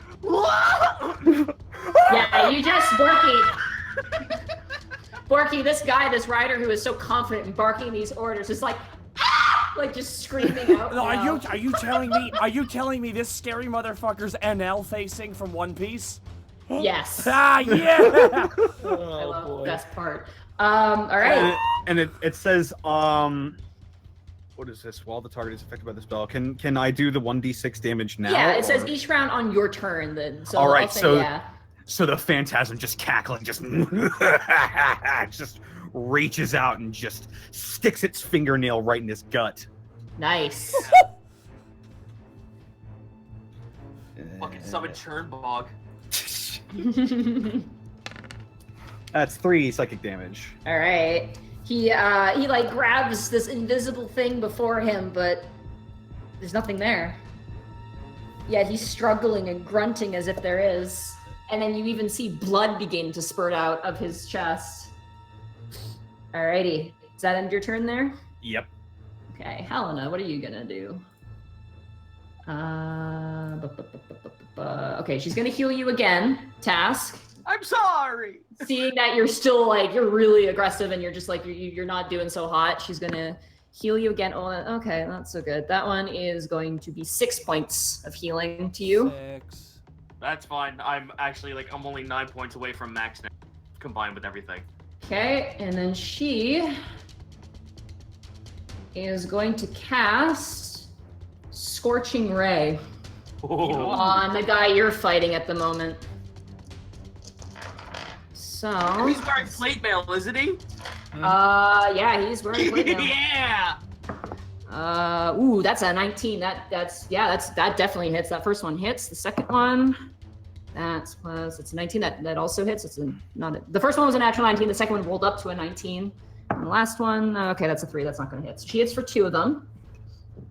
And Ray, okay, 7 and 5. So that's 12. You watch as 2 bolts. One flies past and smashes into the building. The other 2 hit him in the chest. You watch as the armor sears and pops. One of the shoulder leather latchings to his shoulder armor burns off and pops, and the shoulder armor goes falling and clattering to the ground as he screams out in agony.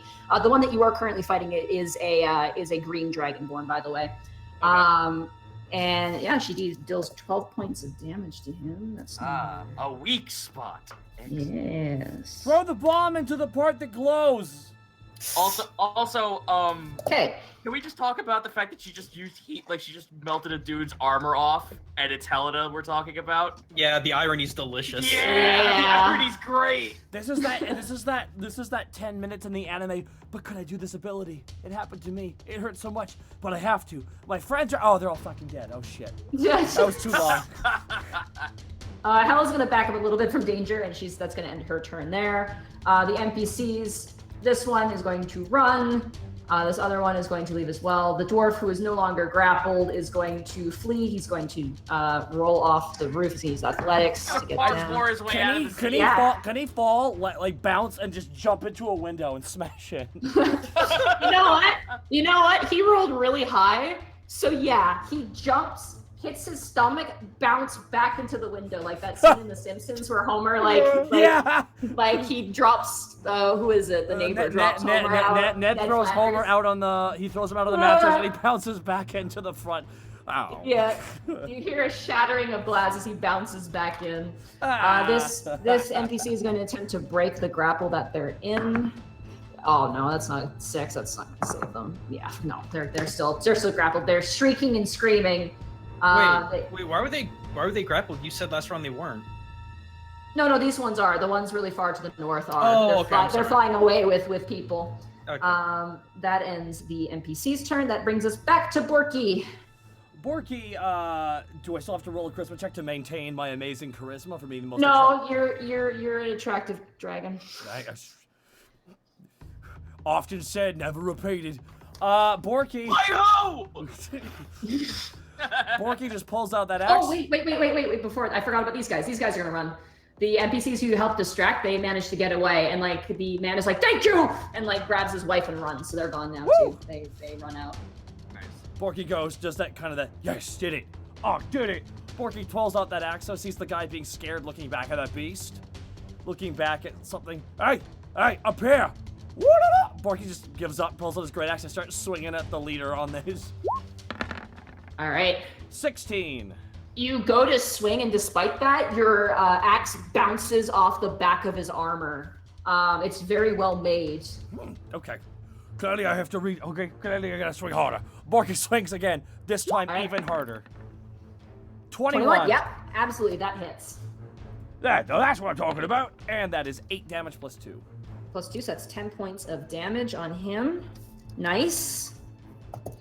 All right, so you smack him right into the back. He has got a tail. You actually like cut off part of his tail. It slaps to the ground and kind of squirms with some of the nerves still kind of going, and then stops. And he lets out another scream as he turns and he goes to grab his tail, but it's not there anymore. Oh no! Alrighty, that ends your turn there, Borky. Yes. In 1 second, we'll just double check something. And yes. I think so. Yeah. All right. It is now his turn. Does he get another save on that illusion? He can make another intelligence check to see if it is an illusion or not. Okay, so he's gonna make that. He's gonna attempt that check. That's an action. He fails. He completely fails. He got a 4. And yeah, he's completely distracted. The wyvern is kind of like wanting to like bite at Borky, but the reins are being pulled back because he's trying to like figure out how to like get away. So he is actually going to, he's going to try and take off by using the wyvern's movement. So Borky, you get another attack of opportunity, and Panic, you do also if you have a weapon available to you. I have my hand crossbow. All right. I will say you can get an attack of opportunity. Actually, I'm going to say with disadvantage because it's technically a ranged weapon, and he will still be within. He'll be within disadvantage range. So does my phantom also get an attack of opportunity? I'm going to say no because it specifically says on your turn. Yeah, so this is technically a reaction if you guys are attacking it. So all right, hand crossbow. Yeah. Natural 20. But it's with disadvantage because you're in range, and that's a 16.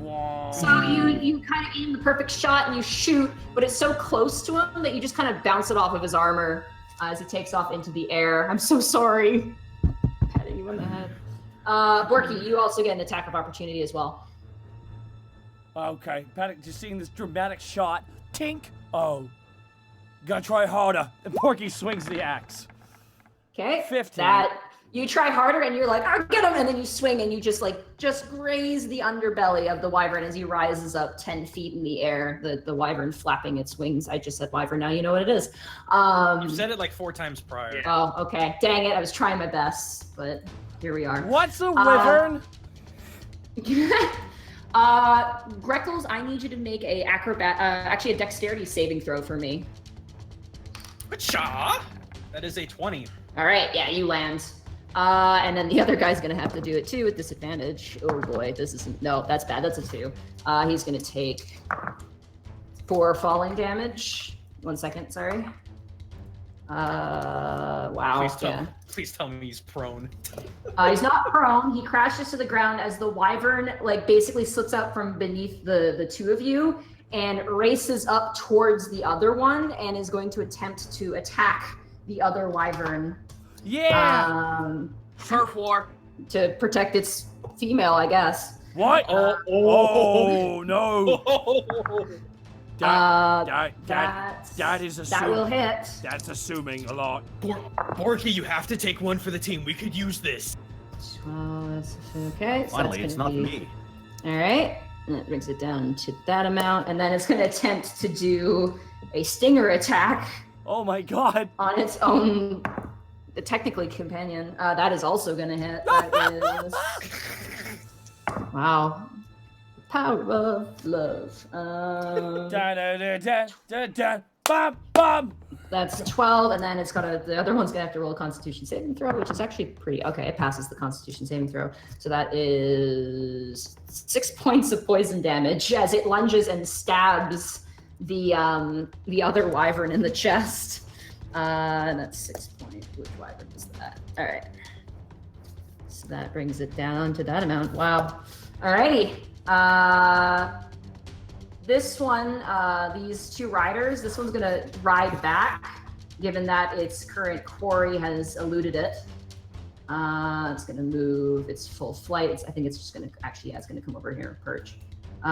This one's gonna fly over here, past your illusion, and is going to land on that. That takes its action there. And then this one is going to drag this NPC away. You hear screaming as the wyvern takes off into the air and disappears into the, now you notice a swirling almost vortex of multiple riders, about 40 to 50 strong at this point. Jeez. You see multiple people being carried off. Hopefully no one we know. Oh no! You had us open your mouth. I know, right?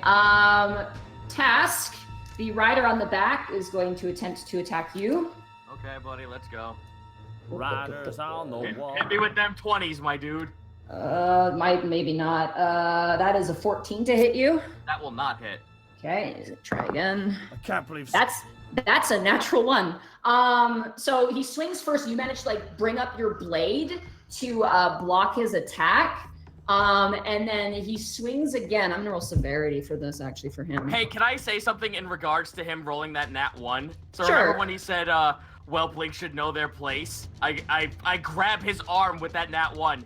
You're right, they should in Draconic. Oh, okay. I will say, because he failed his attack, roll an intimidation check. Oh, please, please, please! Nice. 17. Let me roll a wisdom save for him. That's an 8.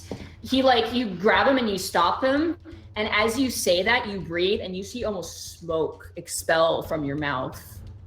Like What? like steam almost as you say that in the moment. And he looks at you like he kind of like leans back, wide-eyed. That will end his turn. That ends the enemy's round. Task, it is now your turn. I take my blade and I plunge it at the spot that Helena just left open. Nice. Attack the weak point for massive He damage. is struggling, so you don't get advantage on that. He is really fighting with you. Okay. Oh god, please hit. But if Task evolves into a Charmeleon, he'll ignore our commands. 18. That just hits. Yeah, and I also get my short sword and I get Hunter's.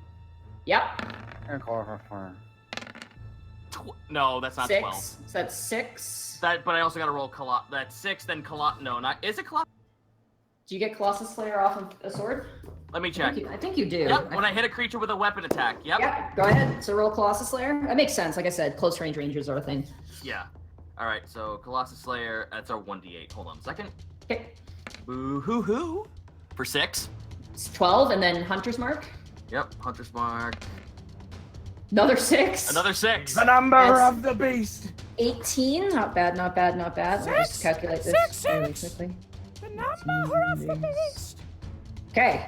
You manage to take that blade and you plunge it into his shoulder. Like you kind of like stab him over and over again. He kind of pushes you back and he clutches the side. Go ahead and make your second attack. Oh no, we ain't done yet. I'm pushing that blade in for another. Okay. Ah, that's not doing. You go to strike again and you hit him right in the center of that holy symbol in the middle of his armor, and it just scrapes down and scratches clean across it. Damn. He still looks like really shaken and like confused and frightened. Does that end your turn there? I just keep going to Taurus, like I just pretty much the same beat, get the rider. Okay. Let me roll intelligence for Taurus here to see if he can do something. Oh, he's got a very bad intelligence modifier. Damn it! He's so. No, he's not that smart. He's just gonna go for a straight attack. All right, he lunges up, tries to bite the back of the Dragonborn. Does he get a +2 because of flank? He does. That is. Let me see here. That's +5. That's +2. He just misses. Ah! Wait, no, wait, hold on. No, he doesn't. Wait, 16. No, he just hits. Okay, sorry, I missed that. Yeah, he hits. He lunges up and bites the back of the helmet and rips the helmet off, and you now see this grizzled green dragonborn with multiple scars across the side of his face. He definitely looks older. And that's 8 for the goodest boy. And he rolled an 8. Plus Yeah. 3, 11. Not bad. He bites into the back of this guy's neck and starts to shake and almost like drag him down off of the wyvern. Greckles, it is now your turn. You land gracefully on the ground as the wyvern. You see 2 wyverns now fighting each other with one rider on the back crying and screaming, looking behind him. Never a dull day. I wanted to ask you this because this never came up, but would it be possible to do either an acrobatics or a dex check to move quickly and flank him? You can move around the combat. That doesn't cost anything. You can it just costs your movement. If you want to like say move around to this side or this side or this side, you can do that. If you leave him, then you get an attack of opportunity, or he does on you. But you can move around. You can reposition for free. Would there be any benefit to doing that though? With no one around you? Not really. Okay. Yeah. No, I played in old games where the DM was like, all right, make a really high dex check and you can flank the guy. All right. No, I don't do that. Okay. In that case, seeing unless there's like a prop or something in your way, like then maybe I would, but yeah, no. Seeing the insanity that's going around, I was like, well, might as well keep slashing. And just sends the dagger right into this thing's neck. That is a 16. Okay. A 16, he brings up his gauntlet on his arm and just like tosses the move aside. He is full combat mode now. His sword is out. He is ready for battle. And in a fluid motion, Greckles will dip down with his wakizashi to try and strike at his legs. Okay. That is a 21. That hits. So this is just the damage die without a bonus. Yep. 2 damage. So that's 2 damage on him. He is not doing well at all. He is looking absolutely awful and dreadful. He's currently bleeding out of his side, and he's just like, his chest is like a big giant gaping hole that's just being chewed away by the acid, just oozing blood out. As Greckles gets back up from the low attack, he just with his move action does the 2 fingers come on gesture. All right. Yeah. Doing the Dwayne Johnson. Just bring it. Panic, it is now your turn. So this guy right next to me, he's 10 feet in the air, right? Yeah, he's 10 feet in the air. So if I ran under him, would I provoke attack of opportunity? No, you can run under him. Okay. I'm just gonna do this so that way I don't lose you. There we go. So you can run over him so we can see where you are. Okay. And activating a magic item is a bonus action. It's usually an action unless it specifies. What item are you trying to use? Circlet of blasting. I think that's an action. Oh. Yeah, I think that's an action. Alrighty.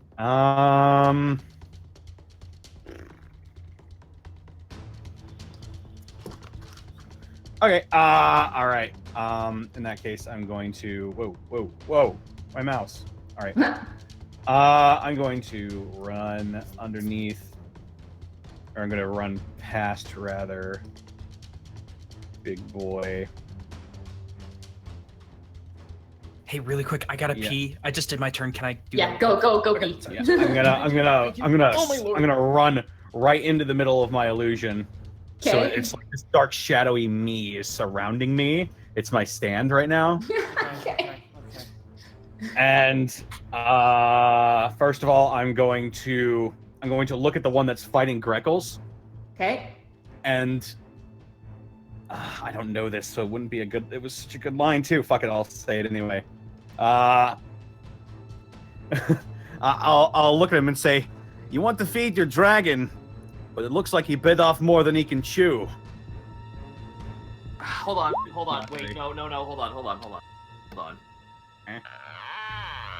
Haha. Yeah, thank you. There you go. Haha. Wisdom saving throw for him, I guess. Yeah, wisdom saving throw. Haha. Okay. That apparently hurts his feelings. Enough that you point your finger and you do that, and his head just pops. What? And he slumps over. He was inhaling and he was about to do something, and then as you said that, he held his breath and his entire head just explodes. Finally happened. You finally Oh scattered. God, guys! Wait, what did I miss? What happened? Ah! I vicious mockery to the guy you're fighting so hard his head exploded. Oh, good. He was about to breathe fire on you, you assume, and then he held his breath and Panic used vicious mockery. He got distracted by that, and then it blew up. It basically blew up his entire face. Mind blown. Thumbs up. Thumbs up. Alrighty. Actually, we met once before. What? You're a bad boy. Oh. All right. That is action. All You right. also have your Phantasmal Force too. Yeah, it's a bonus action. I'm going to use Healing Word on Borky. Okay. Oh, I'm actually okay. If you want to spend it on something else, I don't have anything else to heal. Let it be with. nice. touch my butt. slap it for luck. Gorky. There is no category. There's no dragon sexier. 8. Thank you. You get healed for 8. Borky, I need to make a charisma saving throw, or not, just a charisma check again. Be sexy. Okay. 7. As the other wyvern is kind of retreating, the wyvern that seems to be enamored with you, like there's a moment of tenderness between you and Panic as your wounds are healed and you stare at each other. Shit. And the wyvern like turns to Panic and just starts like starts screeching No, out we're at just towards Panic. we're just friends. We're just friends. We work together. All right. And then for my phantasmal force, I'm going to, since I'm inside of it now, I'm going to raise my hand, and it raises its hand as well, and I'm going to envelop my shadowy hand around this guy's head. Okay. I don't think it specified that I need to make an attack roll. I think it just says it does Just 1d6. Just 1d6, yeah. The wyvern is yandere. Another 3. Nice. All right. So you crush him in your grasp, and you hear him Yeah. just like he tenses up and seizes Borky. You just see this guy like tense up and seize, but you do see some of the bones pop and break as he kind of rides aloft his wyvern. Does that end your turn there? Yeah, that's all I can do. Okay. It is now Helena's turn. She is going to run over. I'm gonna see if she notices the wyvern's intentions. Yes, she's a smart cookie. That's a 16. She notices the wyvern now peering at you, and she is going to use. What is this? Hold on. No, that's. She is going to use Scorching Ray on it. She's going to use her other second spell for that. She's going to attempt 3 Scorching Rays. That first one's a 15, that hits. Second one, that is a 22, that hits. The last one, oh my god, that is a 23. She hits all 3. That is 3, 5, 8, 11. So you watch as she throws out 3 bolts of sunlight, dealing a decent amount of damage to that wyvern. That's 11. Okay. So, not bad, not bad, not bad. Okay. That brings us back to. Oh wait, she's gonna healing word you again, Task too. Hooray! That will take. That's. Can I get her to actually do it to Taurusk instead? She doesn't know. She knows you. No! She's gonna heal you. That. Oh god, come on, girl. Another 6. It's down to 1 slot now. Okay. 3 HP below max. Alrighty, that ends her turn. This NPC does not want to move. They're currently crying inside of this thing. It brings us back to Borky. It is now your turn. Ooh, okay. Okay. Borky, as a bonus action, shouts out because he realized that he saw those people be taken off. Borky saw all the people being taken off into the sky, right? Oh yeah, you guys all saw that. Borky just yells out, "Save one of them! One of the dragons, keep them alive! We need to know where they took the people! They might have taken one of our friends!"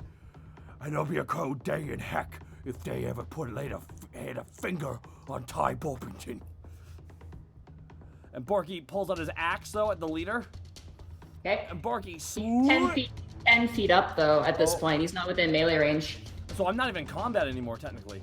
Technically not, no. You can move if you want to. Okay, so the one's about to attack Panic for, like, the one that was in love with me. Yeah, the one that's in love with you just got blasted with 3 rays of light and is kind of shaking its head right now. It is airborne as well. It's about 10 feet up as well. Oof, so pretty much I'll have to attack at disadvantage then with melee, correct? No, you can't reach at all. It's a 5-foot reach for melee, so you'd have to use a ranged weapon. Okay, but Task's fight is on the ground, correct? Yeah, Task's fight is on the ground currently. As well, no, he's on the roof still. Yeah, so you could always throw someone. You could throw someone at one of the airborne enemies if you want to. Okay. Let's do it. All right, Panic, I got a weird-ass idea came out of nowhere. Borky runs up. What else is new? Borky runs up to Greckles And Borky's in a rage, so I take advantage on strength checks. And You do, Borky yeah. grabs air Greckles, first ball special. And Borky grabs Greckles like a football. Greckles, I need you. Do you willingly go into Of course. Are you shitting me? This is legend. I need you to go into a torpedo. Just put your arms to the side, your legs together, and your big No, we're gonna Gurren log in this shit. The fastball special, you're gonna chuck me, and I'm gonna drill the heavens into this bastard. You know what? Give him that fresh. I am the Senate. I am this. I am. Ha! So it's treason then. Borky, fast burb special. Borky. All right. Strength check with advantage. That's a save. Strength check. Oh, strength check. Sorry. That's good because those were low rolls. Borky's gonna throw him at the leader one. We need his info. Get him. 11. That's +2. I need you to make a dexterity saving throw for me, Greckles, with disadvantage because that was not a very far throw. Uh-oh. 12.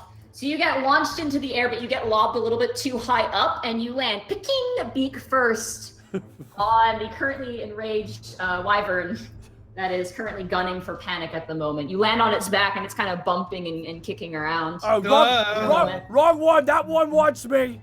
I'm working on it.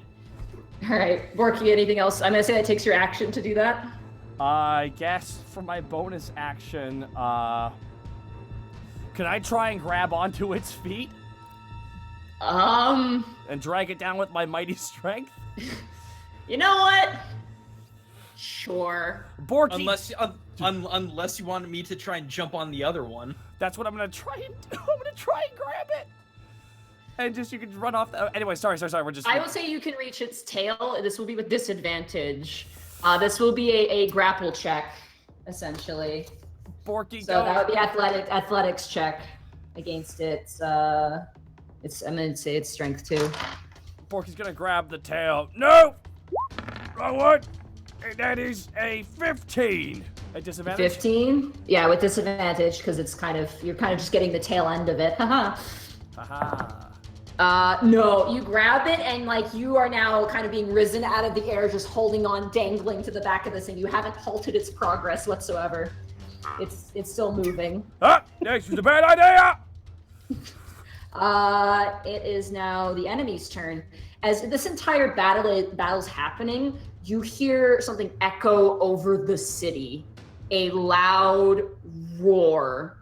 Task, you recognize the roar. In fact, all of you now recognize the roar. It is the roar of an actual dragon. You see now, hidden in the gray clouds, a large, massive, fully grown adult white dragon soars above Alivast and lands where one of the chains on the attic is attached to the city itself. It lands on it, the stone around it crumbles off, and you see attached to the chain a slightly smaller crystal that begins to kind of float up as well. The dragon kind of staggers back, takes off back into the air, and descends breath. But you see someone with a wand kind of redirect the blow, and you see soldiers up on kind of the walls begin to fight and begin to shoot arrows at this massive dragon that is now perched atop the city. Oh, that's not good. That's fucking terrible. Alrighty. At least it's a white dragon. That's still not good. Do you want to with advantage, Task? Do you want to make an intelligence check to see the age of the dragon? Okay, sure. Why the fuck not? Here I go. It's ancient. It's an 18. It's a dragon, all right. 18. Yeah, you determine that this is a dragon that is probably between the age of a fully grown adult to an ancient. It is not it's not fully ancient yet, but it is large enough to be considered the size of an ancient, but you don't know. I hope Brorik has something in his back pocket to take care of something like that, because we can't do anything about that. Drop the mana bomb. The soldier in front of you, Task, kind of seeing you distracted, attempts to once again kind of impale you on his sword. Oh my god, dude, this rolls. Okay, come on. You were so well before. The Wyverns are better than this loser. That's a 12. That's not going to hit you. No, it's not. But he's going to rear back with his other weapon. He's going to attempt to hit you. If that's a natural 20. I'm so sorry. I shouldn't have said anything. I'm sorry. Okay. No, you're not. One. It's not a great roll for him though. That is 10 points of slashing damage as he manages to rear back his sword and slices you right up the front of the chest. Are you still wearing that brooch that you got a long time ago? Do you still wear that? Yeah. Okay, that brooch gets cut off and it lands king, king, king onto the ground as he slices upwards. Oh, you miserable motherfucker. It's time to bite This now. absolute son of a bitch. This wyvern rider is going to fly over and lands behind Helena. By this one? Which one do you mean? The one that was perched on the roof kind of surveying the situation. It sees Helena kind of running and shooting magic, figures out that's a magic user, and lands next to her and is going to attempt to grapple her. Oh no! Oh God. That is a 15, and I'm going to roll Helena's strength here. What's your strength? +0, that's not good. Nope. Helena gets grabbed, and the wyvern begins to take off in the air, and she starts to scream. She's flailing and trying to get away as she's lifted up 10 feet into the air. That ends their turn. Greckles, I need to roll another acrobatics check for me again. Hell yeah. It's 27. 27. All right, you manage. You grab onto the reins. You don't have any idea how to steer this thing, but you are basically. I gotta grab you and the wyvern. Sorry, 1 second. I don't want to grab. I keep grabbing Borky. I don't want Borky. The wyvern takes off to attack you, Panic. With Greckles and tow. In a fit of jealousy, with Greckles in tow, it comes over and is going to attempt a bite attack on you as it does not see your illusion. Oh no. That's a 20 to hit you. That hits. Okay. That is 6 points. Oh, wait, plus. That's 10 points of piercing damage as it bites into your shoulder and kind of drags you across the ground. Then it whips around with a claw, and that is that's another 20 to hit. So that's going to be. Oh, wow. Haha, I'm in danger. I'm in danger. That is. Did you have That's 7 points of slashing damage. I need you to roll a concentration check for me. Because of your Concentration. What is concentration? Let me quickly take that Focusing out. really hard. Yeah. Let me grab it. Well done. Well done, Borky. Yeah, that was just me, man. That wasn't Borky. That was just me talking.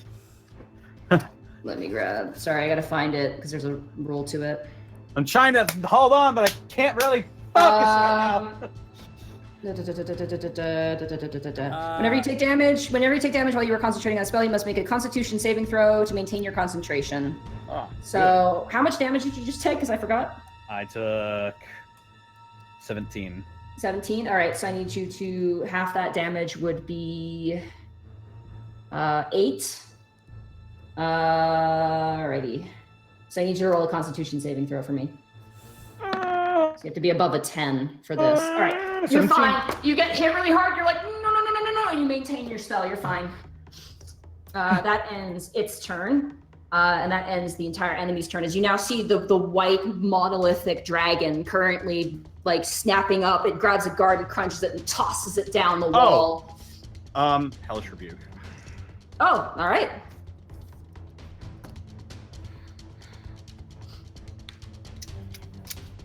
Gonna roll it. Okay. That is 9 fire damage. So it's Hey, DC 16 16 dexterity, no dexterity bonus. That is a natural 1. So absolutely, it bursts into flames. Its head specifically, Greckles, you're fine.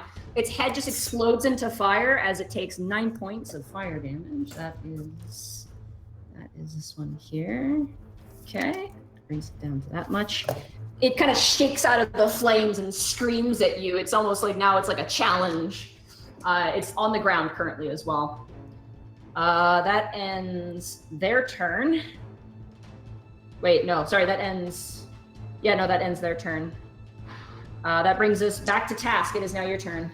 Damn it all to shit. If I was to take a shot from where I am, will I not get disadvantage hitting the one that's taking Helena? It's 10 feet up. It's 10 feet up, so no, you have no I'd say no disadvantage on that with your sharpshooter feat. Excellent. I'm kind of giving that as a secret bonus because that's your main weapon, and I don't, whatever. Rule of cool. Yeah, more or less. It's like numbers. All right, well, I don't know if I should shoot the rider or the wyvern, because the wyvern's not gonna give a fuck even if I tried. Like, this guy has taken no damage, so even if I do hit him, she's fucked. I would say in this situation, knowing your experiences with harpies taking away your family in some cases, aiming for the leg will sometimes assist. I will say if you manage to hit this thing, I will give Helen an advantage to try to escape. Okay, here I go. Please get the fuck out of there. 22. Roll damage. Oh, 11. Nice. Did this thing take damage? No, it didn't. So No, it has not taken damage. No, it's been out of the fight basically. It was taking away the dwarf, and then you kind of stopped it. You didn't get the dwarf. All right, so you hit it, and it kind of like staggers in the air a bit, and the rider kind of tries to steady himself. We'll see if that works out. You want to take another shot, or? He fixed himself. Yeah, he seems to be steady. You can do another one. I will say it will give disadvantage to him on the grapple check to maintain holding Helena. Oh. 15. 15? That does hit. Roll damage. So that's 13 plus 8. So that is 21. All right. Whew. That's a lot of damage. That's a lot of damage. All right, you shoot it again in the leg, and it staggers. And you can even see its grip loosening on Helena at the moment as she's kind of screaming and trying to push away. That takes your turn. Taurus is going to help you. He's going to try and bite towards this guy again. Come on, buddy. Ooh, that's really good. That is a 23. Taurus, as you aim, the guy the Dragonborn, seeing your moment of distraction, begins to bring his blade over to cut off your head. And before he can even do that, you stare at him. Like, you turn and you see him about to strike you down. You watch as Tarek leaps up and descends, grabbing and gnashing his jaws into the side of this guy's neck. And you watch as Taurus rips out half of his neck. And you just hear a gurgling scream. Yeah, absolutely. You watch as Taurus completely just rips this guy to shreds. He yanks him off the wyvern and just begins to like pull out pieces of flesh. As a move action, I take the reins. Okay, I need you to roll handle animal with disadvantage. Ah! We've made magic happen before. 16. The wyvern begins to kind of like buck you almost, but you manage to kind of stay on and rear the reins. The wyvern is not going to attempt to attack anyone anymore. At least on this turn. Nice. Alrighty. So push this motherfucker off. This is my spot now. This is my spot now. I live here. Alright, does that ends Taurus' turn? I tell Taurus to oh wait, no, yeah, that ends his turn. But I am going to tell him, attempt to get her out. Okay. Taurus is like, blah, and like spits up a piece of trachea and just kind of looks up at the other dragon currently flying and staggering with blood dripping off of its leg. Alrighty, all right, Helena, I gave you a lot of good chances. Fuck this. Don't fuck me on this, Helena. She has a +0 to her strength, so it's all up to the dice. Greckles, it is now your turn. You're still in the back of this wyvern. Is there way too much weird stuff going on here for me to notice what's going on with Helena? Yeah, you're pretty distracted. Also, I completely forgot to roll with the guy who has the phantasmal force on him. So I'm gonna quickly roll for him. 18 plus. I think that's gonna beat it out. Yeah, that's gonna beat it out. Yeah, +0. So he shakes it, and angered, he's gonna draw his weapon. He misses his turn though, because that took his action. So. Yeah. I'm gonna delete your giant thing now, because I believe it drops the spell, correct? Yeah, it does. Sorry, I completely forgot about him and his funky JoJo's Bizarre Adventure. Okay, so Greckles, it is now your turn. Seeing this thing attack Panic, and with its tension diverted, I'm just gonna stab it right in the spine. Alrighty. You technically have flanking, because you are sandwiching this. That is a nat 1. That is a nat. Boy, no one's gonna let me live this easiest shot ever down. You go to strike it, and the wyvern like pulls back its head, grabs your arm as you go to stab it, and flings you off of its back. You fall face first onto the ground next to Panic and are prone. You can use half your movement to get up, though. How would that work with a dash?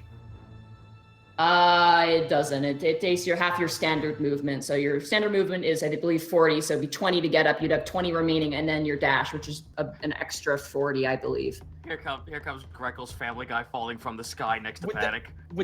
Hang on a second. Just doing the math. If I used my movement action to dash to be 80. Wait, no, the math is right. Okay. Mm-hmm. You would dash 60. You wouldn't dash 80. The acid dagger. You lose 20 feet. You lose 20 feet getting up, basically. Right. Is it? And it's on the ground, right? It is on the ground, yes. You can go around. You can go around this guy because he's in the air currently. Would I take tax of opportunity if I moved away? Oh wait, no, I attacked. I got mobile. That's right. Yeah, you can move away. You got mobile. Could I attack with the second attack, as well as move? I'm not sure how that would work. Yeah, you can, in the moment. Your dash is your bonus action. So what you can do is you can move 20 feet without your bonus action, and then you can use your bonus action to hit. Gotcha. Yeah, okay. so you can move 20 feet basically.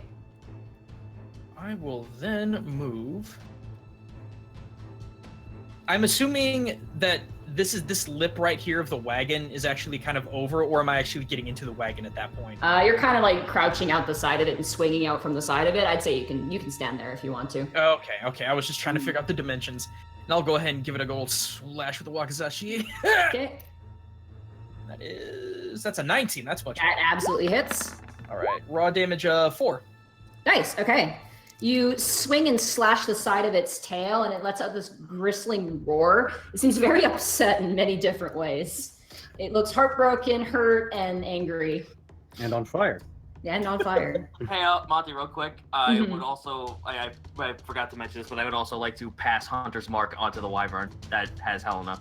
That has Helena? Absolutely. All right. Yep. All right, that brings us to Panic. Okay. Well, seeing as my illusion is dropped and I'm being tossed around here by this big boy, I'm gonna look at that dude. He's like, "What? You thought you were done being afraid? Oh no, your fear is only beginning." Oh, and I come stare. On, man. And hang on, let me just get the math right here real quick. Spiders. Big cone. I like drag my pick down my guitar as shades of these things' worst fears come to light, and I cast fear. Alrighty. Each creature in a 30-foot cone must succeed on a wisdom saving throw or drop whatever it's holding and become frightened for the duration. Okay. That includes some allies and the NPC. So, Greckles, I need to make a wisdom saving throw. Oh, good.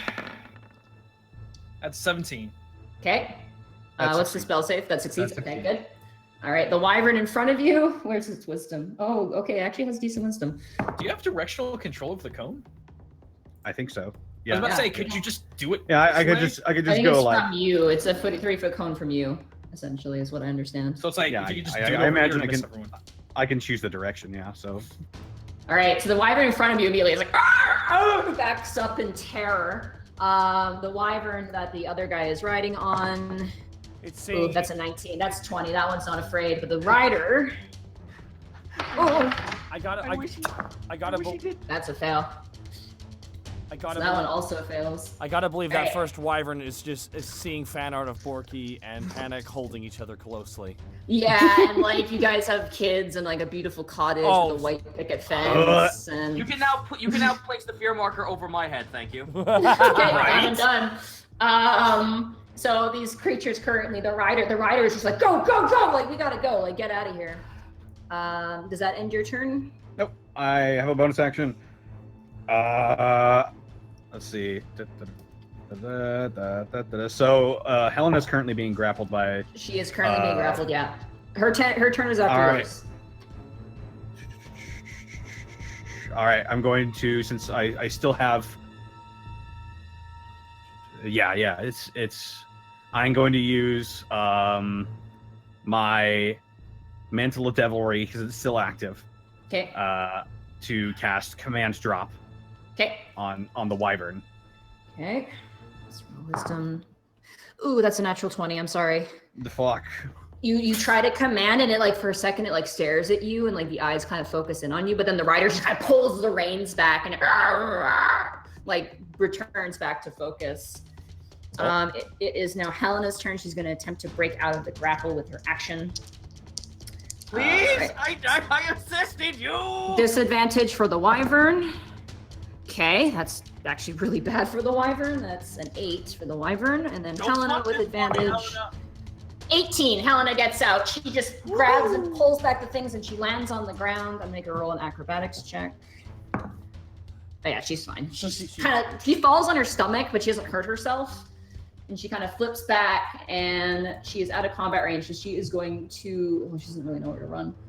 It is safe to say if you just double jump a foot before you hit the ground, you're okay. Or you, She if is you, if you actually- ground pound. Borky, she sees you and she runs next to you. Like she runs and hides next to you. Hey, Helena, you're doing really good. Bit crazy, right? Yeah. It would have taken you to a terrible place. That I don't think. It takes her action. She's not gonna do anything else. She's gonna stay there. She's just gonna like shake and like hold her holy symbol of Orin, just like. I'm just imagining her just like latching on, like. That ends her turn. Borky, it is now your turn. All right, I'm noticing a lot of. Borky's gonna aim at the commander again. Borky's gonna pull out. He's got 2 more of those javelins. Borky Make 'em turns. count. Oh, absolutely. Borky's gonna stand right next to Helena, like just kind of like cover her, just like all right. And Borky's gonna whip out those javelins, and Borky's gonna be like, "Hey, long fight now!" And Borky throws the first javelin, and a natural 1. That's a natural 1. I want you to roll severity. Just turn around and stab Helena with it. No. Whiffed it. What do I roll for that again? Sorry? I'm rolling severity. I'm rolling severity for the nat 1. Okay, that's not very severe. That's a 7. You throw the javelin and it flies across and just barely misses Panic as it lands on the ground next to you. Panic. You kind of have it. Really? That's my Again! turn. Wait 1 second, I got 1 more, Panic. Can I throw another one? Okay, that one 25. hits. Oh, another one on the other end. I want it to be another nat 1. That Krillin scream was really good. That Homer Simpson / abridged Krillin scream was great. 6 piercing plus 2. 6 piercing on the rider. That 2. is enough. You throw the javelin and you impale him right off, and he falls off, cracking right next to you, Greckles, Oh God. and lies dead on the ground next to you. Got him. The wyvern looks kind of confused and unsure as what to do. Does that end your turn, Borky? As a I don't know if we can do anything as a bonus action right now. Sorry, forgive me. It's all good. I don't think there's really much else you can do. Yeah, there's like through my 2 attacks, and I want to stay next to her. So let's. All right, that's it. That's it for me. The fun barbarian turn is done. Okay. As you guys are fighting now, you see the white dragon is just smashing up walls. It's tossing guards, but then you hear another roar, a second roar. God damn it! And you see flying aloft with large wings, flying up past the attic behind it. You see a large silver dragon. Yeah! Hello. And you watch as it unhinges its jaw and just sprays out icy white breath on the other white dragon, which tries to reply but gets overwhelmed. The silver dragon lands on the wall next to it. You watch as these colossal beings begin to intertwine. You watch as the silver dragon bites the neck of the white one, drags it down, and begins to smash and whip it on the top of the wall. The guards are all fleeing now at this point.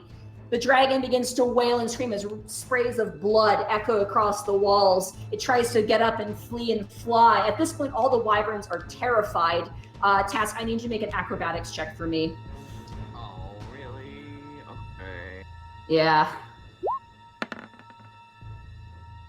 Okay. 11. I need you to roll an animal handling with disadvantage as well. God damn it. it all to hell.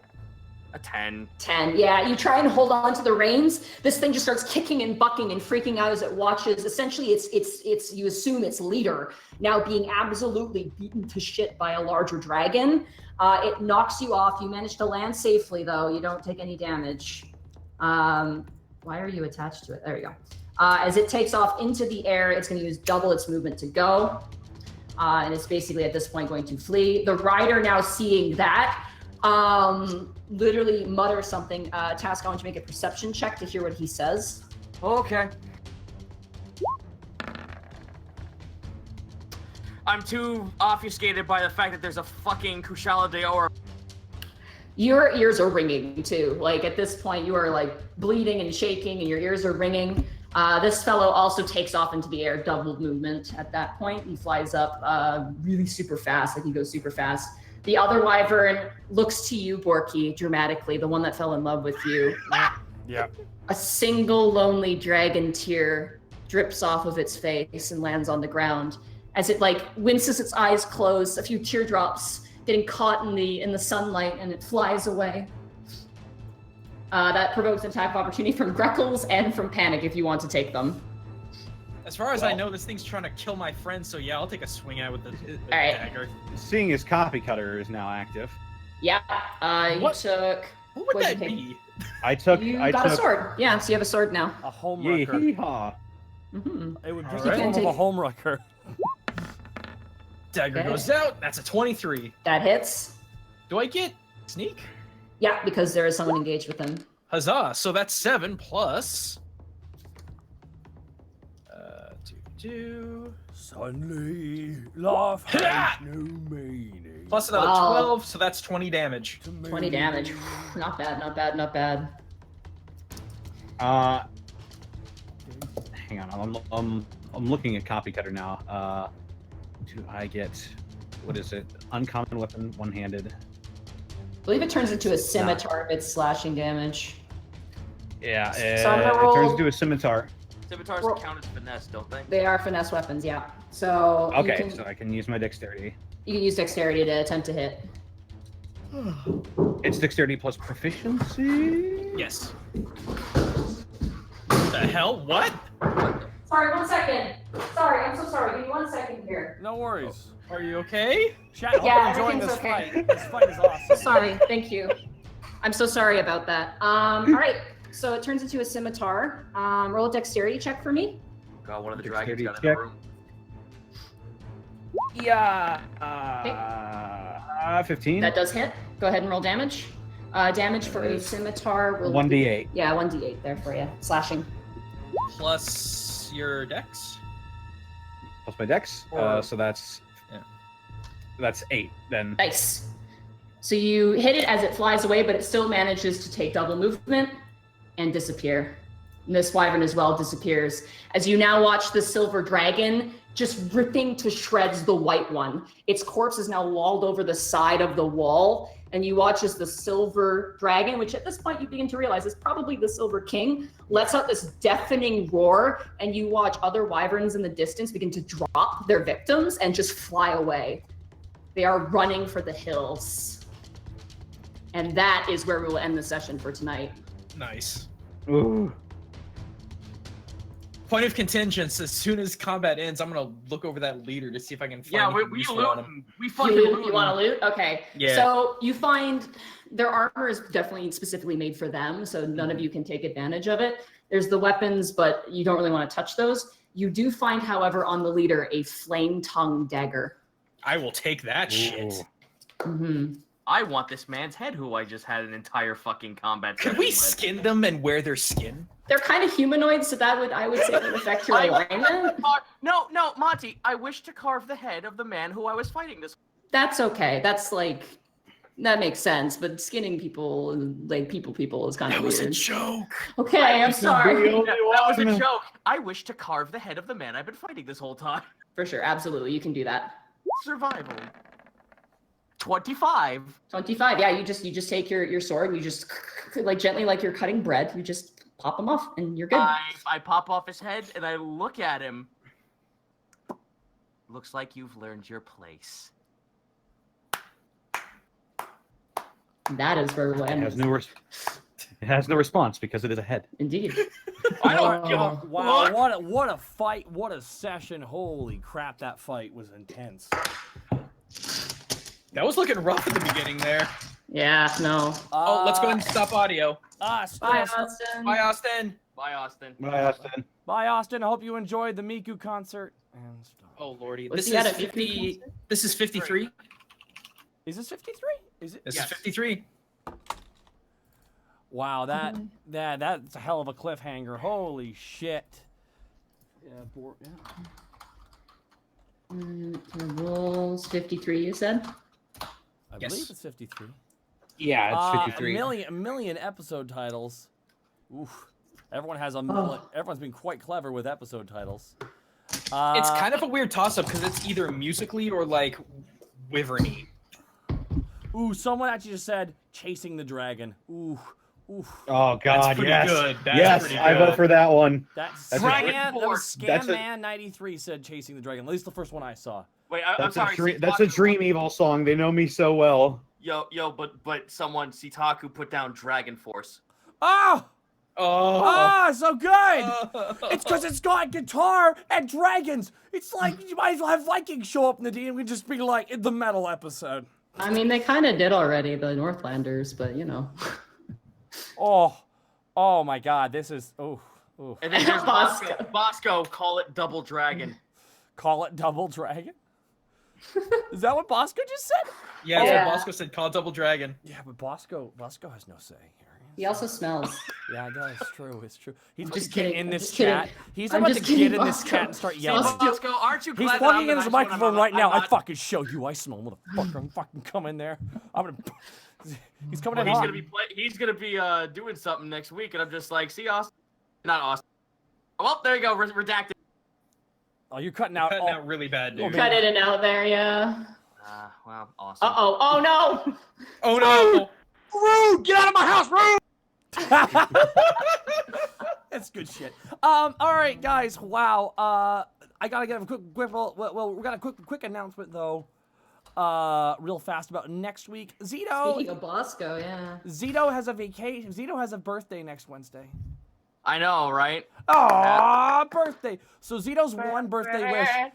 Zito's one birthday wish is a night without me. So he is going to.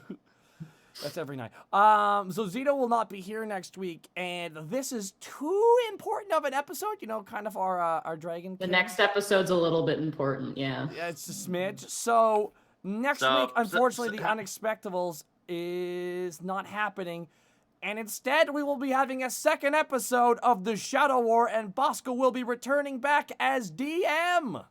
Yeah, because I'm still packing and moving, so Sorry, yeah. Happy birthday, Zito. You fucked up on Expectables. it's all good. We don't care. It's fine. The chat is. I mean, we care, but it was on me. It was my fault because I didn't plan for it because I was very distracted. So, yeah, no, That's we get. excited.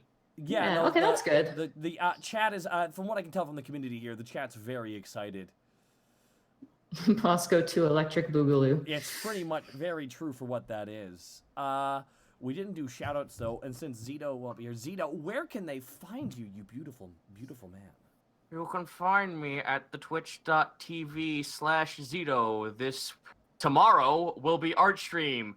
Friday, I got my copy of Indie Pogo, that game that I fucking like pimped out to hell and back, and even dropped to like the max amount to get it done. Oh, actually, so that will be happening on Friday. Real fast, actually, the devs, because I know the dev of Way of the Passive Fist contacted me for like with a copy. Would you be interested in having that, Zito? Yes! Okay, but you I have was looking forward to that for so long, and I hadn't had a chance to play it. Yeah, so he's like, hey, does anyone in TFS want a copy? And I'm like, I know one guy, so I will get. Who could that be? The guy who I'm- likes I'm- indie I'm- games? I'm- No, I'm- we'll give it to Kieran. I'm going to be giving it to the one person who would truly appreciate it, iTunes. iTunes will be getting the copy. All right, well, hold on. I'm gonna go kill someone. I'll be right back later. No, you don't. You don't want to do that. You just want to kill him because he's from Boston and you're from New York, which is like the Coke and Pepsi. You two are exactly the fucking same. We can to everyone else. Anyways, but Distortion Devil, where can they find you? They can find me on Twitch at Distortion Devil, and they can find me on Twitter at SeeNowSnake. That's pretty awesome, dude. Alrighty, what are you streaming this week, man? I'm streaming some more Rocksmith, some more Overlord, and if I get finished with Overlord this week, I will be moving on to Overlord 2. Are you playing? Are you excited for the new one? The new one. There's a new one that's only on the PS4. What? Yeah, I didn't hear about that shit. Hang on. dude. Yeah, it went digital only, man. Okay, never mind. All right, Goomba, while he's ringing it up, where can they find you? You can find me here at Twitch at twitch.tv/GaijinGoomba, no H. That is the joke because Snake keeps taking them all. Or I'm sorry, Distortion Devil keeps taking them all. For all of you Shadow War fans, I've been doing a long session of Redwood in Skyrim. I've been having a lot of fun. I'm actually developing the character in that stream, which has been a lot of fun. Ooh, that's smart. You can also expect a new video coming from me talking about some anime this Saturday, maybe Sunday. You're not going to want to miss this. It gets kind of emotional. Ooh, ooh, wow. Intriguing. Wow. Monty, where can they find you? You can find me at Monty Glue on Twitter, which I have 5,000 followers now, which is pretty crazy. Congrats. Wow. Yo, nice. I checked it one day. I was like, wait, what? And you can find me at twitch.tv/MontyGlue. I will try to stream tomorrow. I don't know if I'll be able to, because like I said, things are kind of crazy right now. I'm kind of last few weeks of moving. I'm hoping to probably do Pokemon if I can tomorrow. And then, That's pretty, okay, cool. Tomorrow I will be streaming, continuing the Great Waifu War. The Great Waifu War, no. Soldiers On. Yes, the Great Waifu War, Darling in the Tanks will continue. And come on, Goomba. I like to think of it as Hitler's 100 Acre Woods. I am what? Someone's I ever don't played Valkyria know. Chronicles? I can't. I'm scared and confused. I just can't put believe in that the the Discord anime my about. reaction. I can't believe that the anime about guys getting a mecha and the girls' butts become the controllers turned out to be unsavory in the end. I'm shocked, I tell you. Fucking shocked.